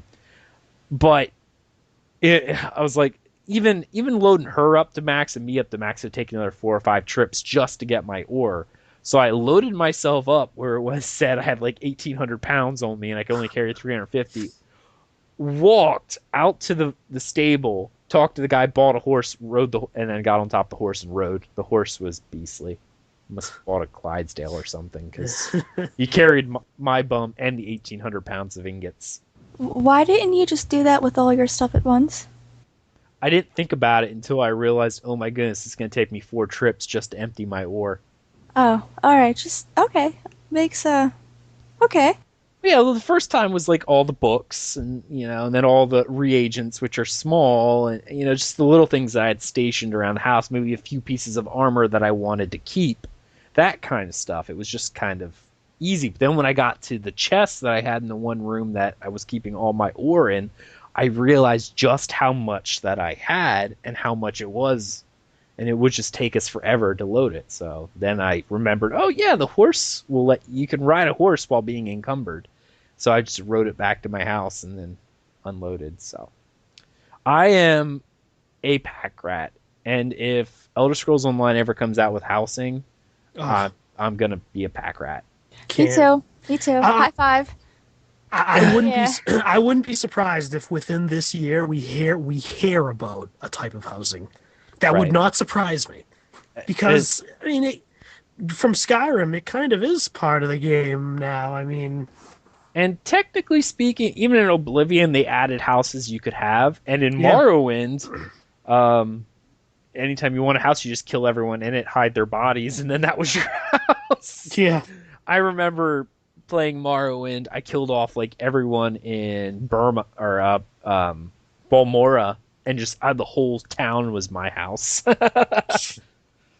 Yeah, I never really did finish that game because I think I killed off too many quest givers. Because that was one of the few games that would allow you to kill main quest guys if you wanted. They weren't invulnerable. So I did that, and that's where I left off in Skyrim. Now, I did promise one of our listeners that I was going to start Oblivion, so I did. First thing I did was I spent some time in the character creation trying to get my Nord the way that I like. I'm going to say this, I hate the Oblivion character creation. It's so weird looking. But I was actually able to create an Imperial that I actually fairly liked. I think my major problem is none of the Nords seem to have beards. Like, no one has beards. You can't make a beard on any of the characters. I noticed that too. That was really weird. But they still had a slider for beards, but all it did was change the coloration on your face, which made you look like you had psoriasis or something. Yeah. It didn't really add facial hair. You were perpetually covered in face dirt. Yeah, it was face dirt, like a bad birthmark or something. That's what it looked like. So I had been adventuring in Oblivion. Like, that took me a little while. I do like the way Oblivion starts. And for anyone who says that the Elder Scrolls Online tutorial is too long, Oh my goodness, Oblivion has the longest darn tutorial in any Elder Scrolls game I played outside of like Arena. And Arena doesn't really take you that long if you cheat and find out where the map is. Like I was lost in the Arena first dungeon forever. But the in the Morrowind forward, that one is so long. Morrowind is literally you wake up in a boat, you follow a guard to the top of the boat. The guy goes, "Oh, you need to go to the census office." You follow another guard. It's pretty much teaching you how to walk. You go in there, you give your name, your all the stats like your birth sign, and then you sign off. You walk out the door. You pick up a dagger. It goes swing the dagger once or twice. You swing the dagger. You open the door. You're done. It's like 3 minutes. That is the Morrowind tutorial. And if you ever want to play a game that literally just throws you out in the middle with like no direction, it's Morrowind. That's your tutorial. Following a guy until you can write your name down and pick your class, picking up a dagger and then walking out into the street, and that's the tutorial for Morrowind. It's insane. Now, Skyrim does the scripted event where you fight through Helgen for a little bit, teaches you a little bit, but the Oblivion one takes like an hour to do. Like hardcore an hour, and that's if you're not, just searching around it, like really trying to get to the end. It's an hour to finish the Oblivion tutorial.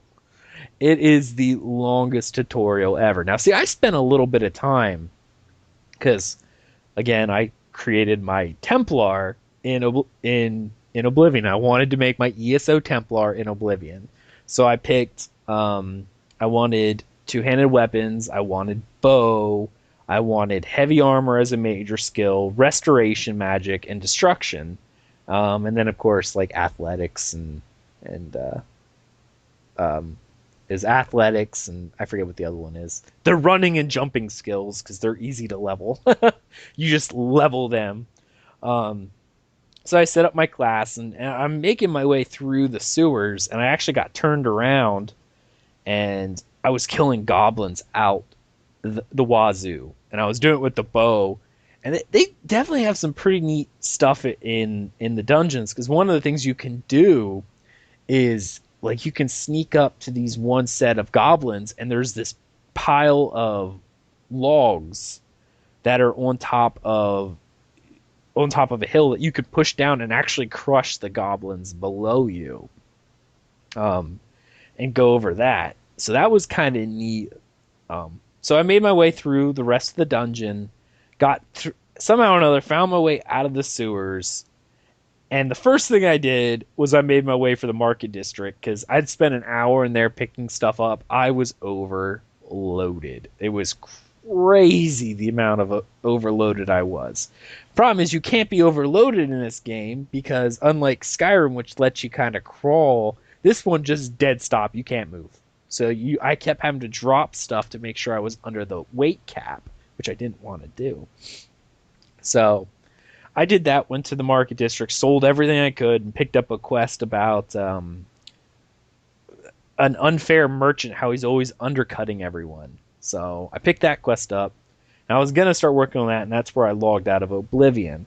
Now, this is one of the suggestions from a user or from a listener last week, was to talk about the differences between the three games. And just talking about the tutorials, it's kind of interesting, or between all the games, but I talked about the tutorial between the main three that most people know. Now I need to go back. I didn't play Daggerfall much, and I only played Oblivion through the first dungeon. Or not Oblivion, the Arena through the first dungeon. But it's interesting as you advance through the games, because I figured I'll talk a little bit about how the games progress through the years, just from the little bit that I played of the first two and my experiences, many hours in Morrowind, less in Oblivion, and then a lot in Skyrim. The first thing you notice is the openness that Elder Scrolls has. Everyone here agrees that a lot of people say Elder Scrolls is about freedom. In Arena, And in Daggerfall, that was not the case. When you made a class, you literally could not wear weapons and armor if they weren't for your class. So they really did do a jump between Arena and Daggerfall versus when they came to Morrowind, which is you could put anything on you wanted. Because I remember playing Daggerfall and I made a knight and I picked up, what did I pick up? A leather something. I wasn't wearing anything on my chest. It was a leather jerkin, and I was gonna put it on because I didn't have anything on my chest. I was a bare-chested Nord at this point, and it would not let me put it on. It's like, sorry, this is not for your class, which was kind of jarring for me. So for the people who are like, oh, you need to really be freedom in Elder Scrolls, you can see that even Elder Scrolls kind of evolved a little bit, because I could not put anything on in Arena and Daggerfall unless it was for the class that I had made. And that was really kind of jarring for me. But now, the one big thing with Morrowind when that came out was the addition of adding all the, you could do anything you really wanted, the wandering off. Going forward into Oblivion and Skyrim, one of the major differences, and I hear this complaint when people talk about going back into Morrowind, is the fact that Morrowind still used an old dice rolling system to determine hits. Like, if you played Morrowind, you'll notice, like, a rat will be jumping at you, and you just keep hearing swish, swish, swish, swish, swish when you're swinging, because even though your crosshair is on the rat, the random number generator is not being your friend, and you're constantly missing. So, that's a change they kind of went away from. Like, they did the skill level you had in a skill determined how often you would hit. Now in Oblivion and Skyrim, they changed that if your target is looking right at it, you're pretty much going to hit. And that was a pretty big advancement over the previous systems. Now, it seems like what happened between Morrowind and Oblivion is they kept that old school RPG kind of system that they had in Arena, that they had in Daggerfall, and Morrowind, which was the statistics of strength and dexterity and stamina and constitution and things of that nature. And those, when you put points into those, contributed to your overall health, stamina, and magicka. Skyrim was a big departure in that from, they did away with all the strength, dexterity stats, and it was all hidden a little bit. And that going into ESO, they kind of stayed with Skyrim. They did away with the traditional RPG stats of strength and intelligence and stamina, or not stamina, constitution, and now it's just kind of folded in with the main health, stam, and magicka stats. So there's a big change in a lot of the Elder Scrolls from one to the last. It evolved a lot. So that's one thing I noticed as I was playing through these. I was thinking about the question from last week, is what has changed between these different games? And each one tries to hold, it seems like it tries to hold a little bit of things from the previous game, but removes more things away than it does adding to, if you will. It doesn't keep a lot. It removes a lot of the old system. So it's kind of interesting to see how ESO is going and how Elder Scrolls 6 is going to go. What are they going to remove from the game or expound upon in Elder Scrolls 6 and ESO? The last thing I wanted to talk about for my Tales section actually is the ESO beta time, that I did spend a lot of time in the character creation mostly. The first thing I did was I hopped into Cyrodiil to test the lag that I had talked about earlier, and I was very pleased to note that Cyrodiil was almost essentially lag-free for me, unlike the last beta test, which it was nearly unplayable. Now, they did attribute that to a game bug, and they seem to have fixed that, so that was really cool. The next thing I did do is I decided I was going to go and I was going to determine what my classes were going to be in Elder Scrolls Online. I generally only stick to one, and I will probably still only generally stick to one character for the majority of the time. I will have a main, and that's the one you're going to see me on 90% of the time, but I do like to have the alt characters just to play with and have some fun. So I went through and I decided that each one of my classes were going to be as so. My main, of course, was going to represent the Ebonheart Pact. My blood for the Pact, sorry. It's going to be a Nord Templar. I love my Nords. I have been a Nord fan since Morrowind, so I'm not really a Skyrim fanboy. I actually had to clarify that in the Tamriel Foundry event. I said I'm going to be a Nord, but just so you know, I'm not a Nord fanboy with Skyrim. My first Elder Scrolls game was Morrowind, and I like the Nords from that point, and I've always liked them. So that's even if I decide to play a different faction, I was going to be. I love my Nords. As my wife face says, I'm boring, but I do. I like the Nords. Since I do have the ability to play Imperial, and I did get an Imperial that I kind of liked, I will be making an Imperial Dragon Knight, which will be representing Daggerfall Covenant. I'm going to make a Dunmer Sorcerer, which will also be on Ebonheart Pact. And my last one, of course, I played around with this one. I wanted to make an Aldmari Dominion character. I was not going to play any Altmer. I hate them. They can all go die in a fire. But I was kind of playing around with Bosmer until I made my Khajiit, and I fell in love with my Khajiit. My Khajiit Nightblade, which is what I'm going to play for Aldmari Dominion, is an absolutely gorgeous cat. I love it. Tiger stripes, white mane, got beads in his mane. He's huge. I love him. He's going to be my Nightblade.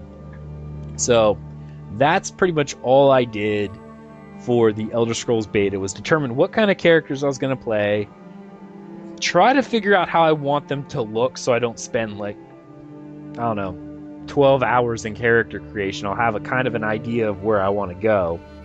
And that's what I did for ESO beta. Other than sitting there in vocal guard on my Khajiit playing the lute. I did that for like an hour and a half, just sitting there listening to my guy play the lute.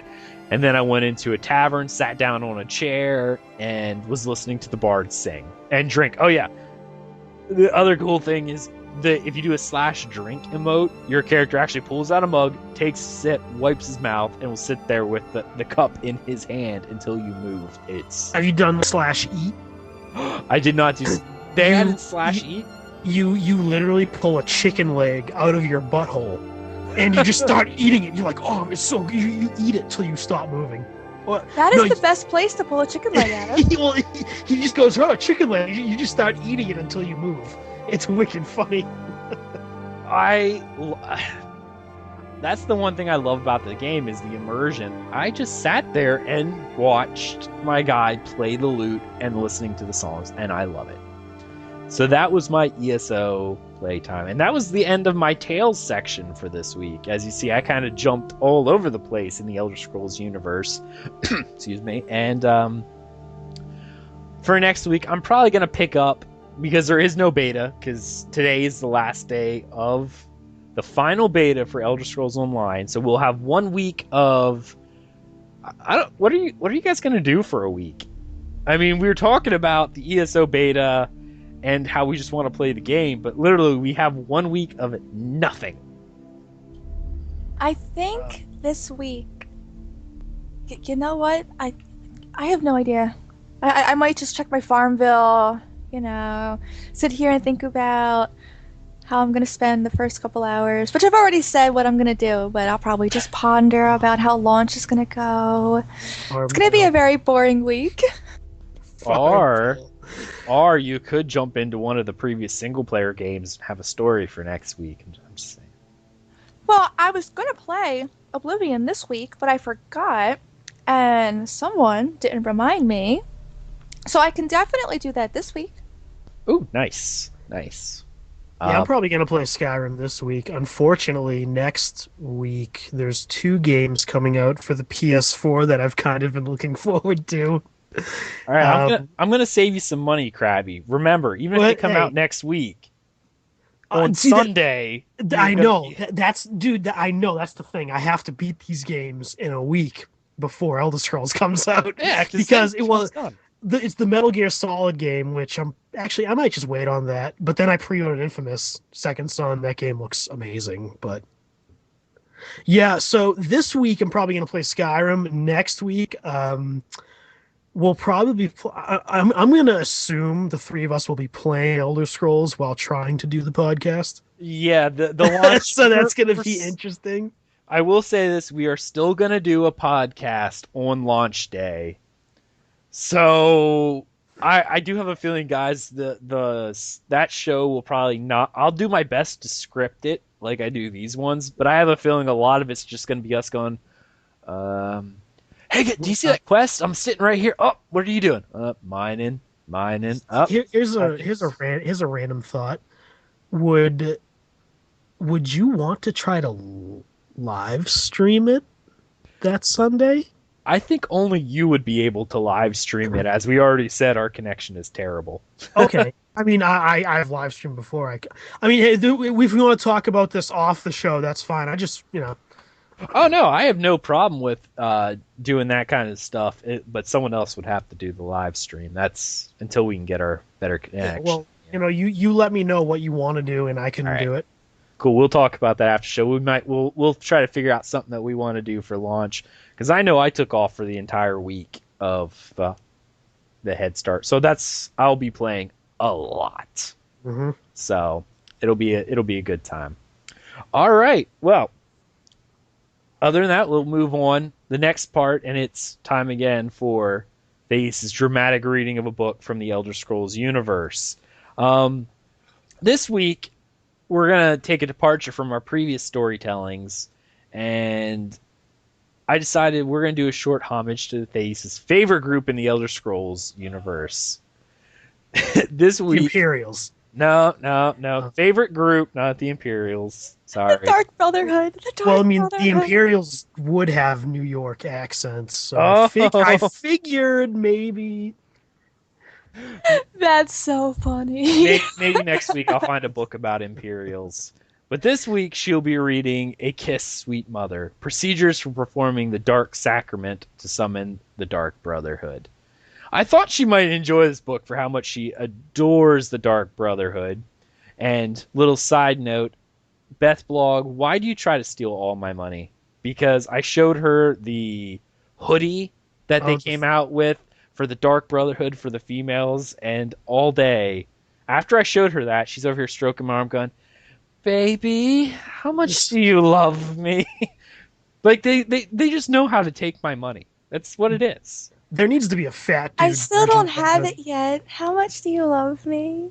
Bethesda, if you guys have a job opening, like I'm a system administrator. To a bank. Yeah, I'm a system administrator, and I can work for you guys. And you guys don't even have to pay me money. Just pay me in Bethesda swag. And that's what we'll be fine with that, because that's how it's going to work. All right, off that little rabbit trail, I now present Thais as she reads A Kiss, Sweet Mother. The author is anonymous. So you wish to summon the Dark Brotherhood? You wish to see someone dead? Pray, child, pray, and let the Night Mother hear your plea. You must perform that most profane of rituals, the Black Sacrament. Create an effigy of the intended victim, assembled from actual body parts, including a heart, skull, bones, and flesh. Encircle that effigy with candles. The ritual itself must then commence. Proceed to stab the effigy repeatedly with a dagger, rubbed with the petals of a nightshade plant, while whispering the plea, sweet mother, send your child unto me, for the sins of the unworthy must be baptized in blood and fear. Then wait, child, for the dread Father Sithis rewards the patient. You will be visited by a representative of the Dark Brotherhood. So begins a contract bound in blood. Well, that was delightfully creepy. Whenever I hear that, I always think of that little boy stabbing a human heart in Skyrim. It's very disturbing. It is, and that's one thing I love about Elder Scrolls is the fact it is very mature, dark content. It's very dark. But the first thing I gotta think of here is I'm gonna tear into Dark Brotherhood a little bit.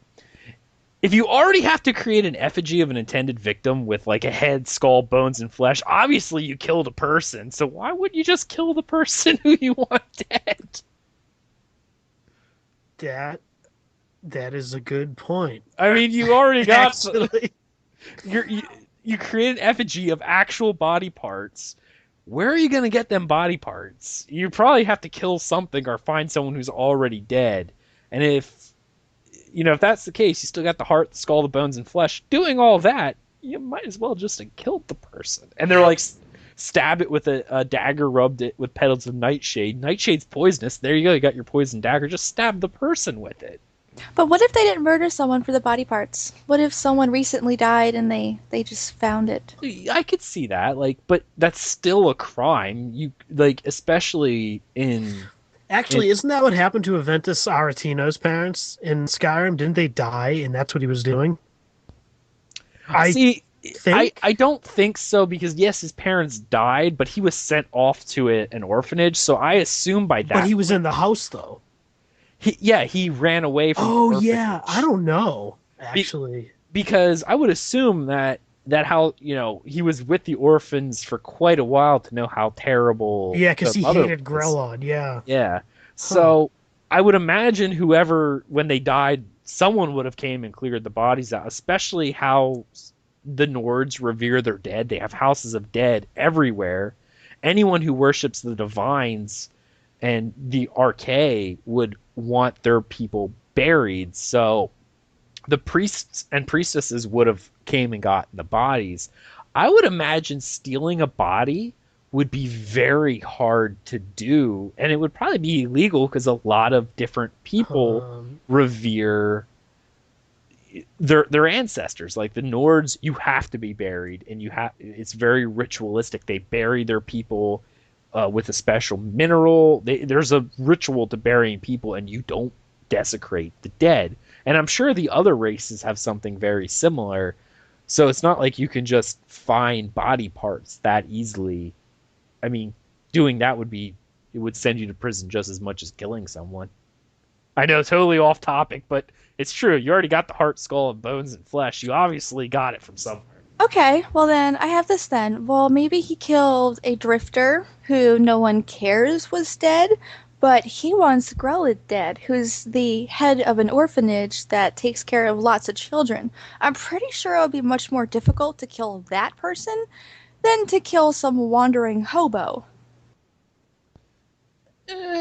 I'm still of the notion if you're already willing to kill someone, what's stopping you from killing the person yourself?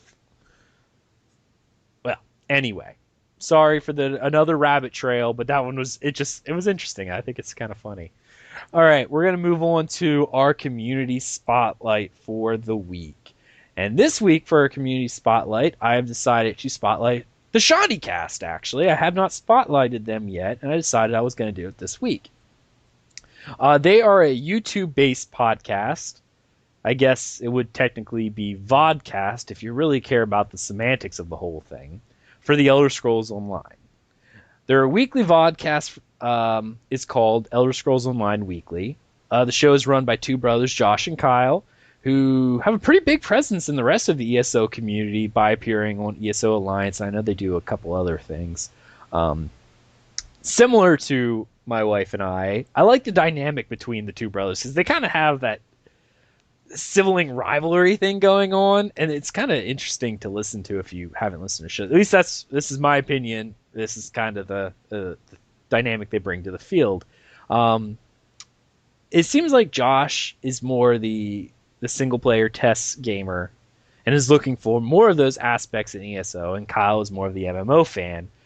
And just from what I've seen from watching their videos, it's kind of really it creates an interesting dynamic between the two, and it really does. It breeds a very entertaining show to hear the two of them go on. One person is very much, I'm into single player Elder Scrolls, this is what they have to keep, and the other person being the MMO fan going, no, this is what I want. They also have an Elder Scrolls lore series. They do a couple other videos, but since it's not related to the Elder Scrolls, I'm not going to highlight it here. But they do have an Elder Scrolls lore series that they do as well, which I think it's really good.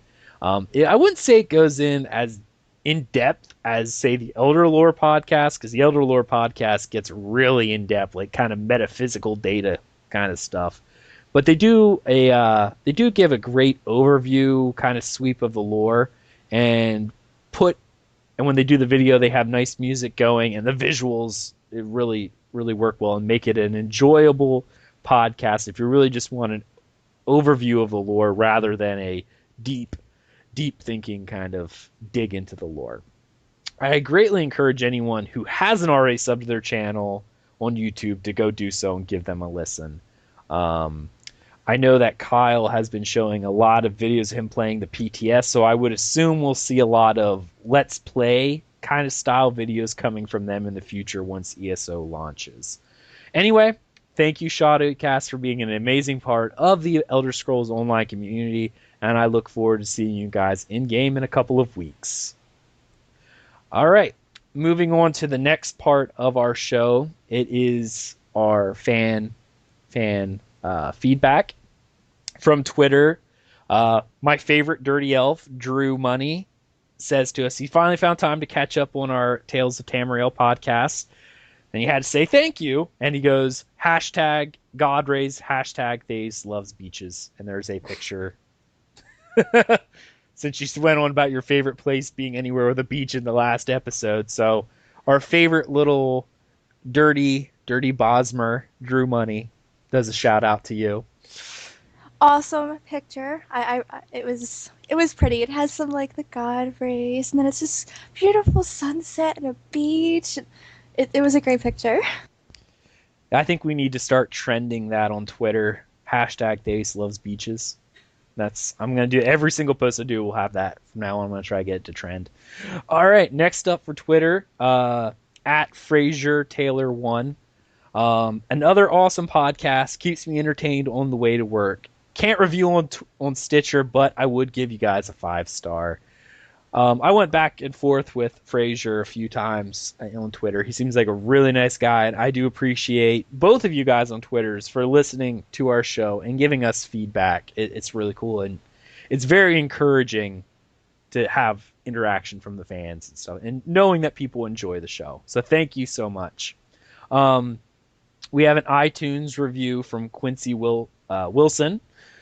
As someone who doesn't play online games, I've enjoyed listening to the info that has been presented here. It makes me wish that I had more time to try the game.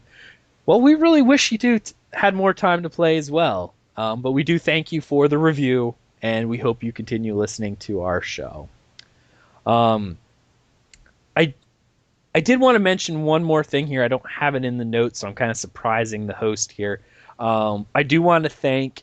We got another donation on the website. Someone donated.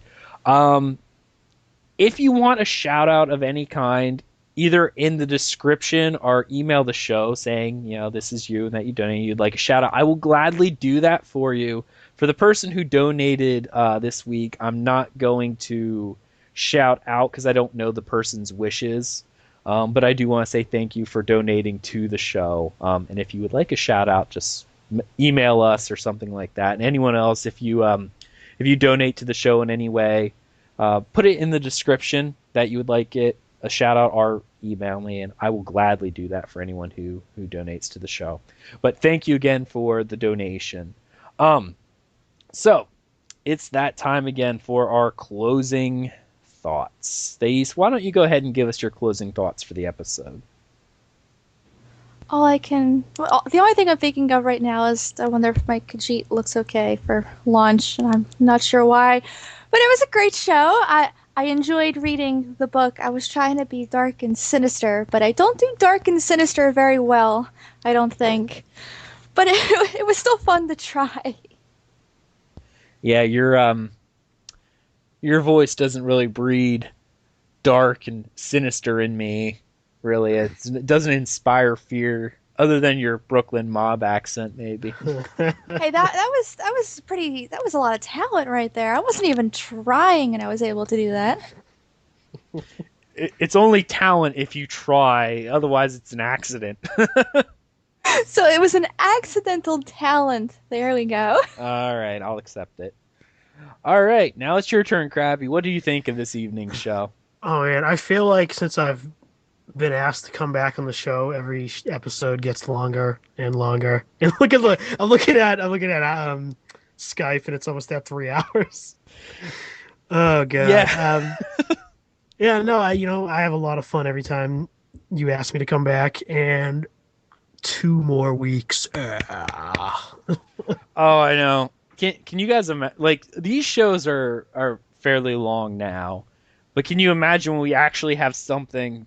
Like I don't want to say we don't have stuff to talk about now because we do. We You're have gonna have fun to start doing cutting stuff out of the show, and there's actually a lot of Elder Scrolls Online stuff to talk about. this. Start separating the show out. Yeah. That might be a good idea at some point. Is separating the show out into parts and then releasing it throughout the week, like Monday, Wednesday, Friday. Well, might be an idea. All right.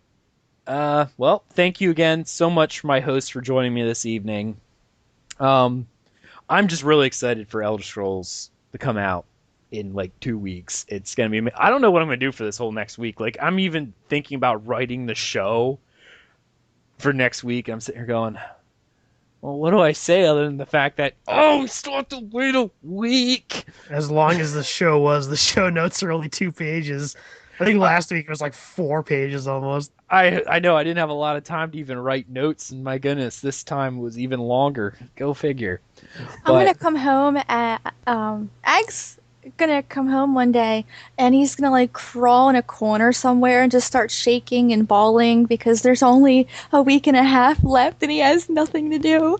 And I'm just gonna have to sit here, point and laugh at him as he's crying in the corner. It's true. I really will. But otherwise, I had a fantastic time recording these shows. I always do. And even though they do get longer and longer, other than the fact that now I do have to use the little boys' room, I don't really notice that the shows are really that long. I just have a blast talking with you guys about the Elder Scrolls universe. So I can't wait.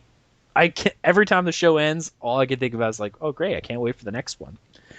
All right. Well, I want to thank everyone else for listening to our podcast. If you wish to help support the podcast, feel free to donate via the PayPal link on our website. If you wish to contact us with questions or comments, criticisms, anything like that, you can do so on the website for our show, which is talesoftamriel.com. Or you can email the show at podcast@talesoftamriel.com. Again, mark it to any of the hosts, and I'll make sure it gets to them. You can follow the show on Twitter at talesoftamriel.com or on Facebook at facebook.com/talesoftamriel podcast. Also, feel free to rate and subscribe to us via iTunes. I cannot stress how much that helps us out, so if anyone who wants to, that helps us a lot to get reviews on iTunes. Moves us up in the rankings and everything like that, so it's very helpful. Thank you so much for listening, and we hope you enjoyed this episode of Tales of Tamriel. Have a good evening, everyone.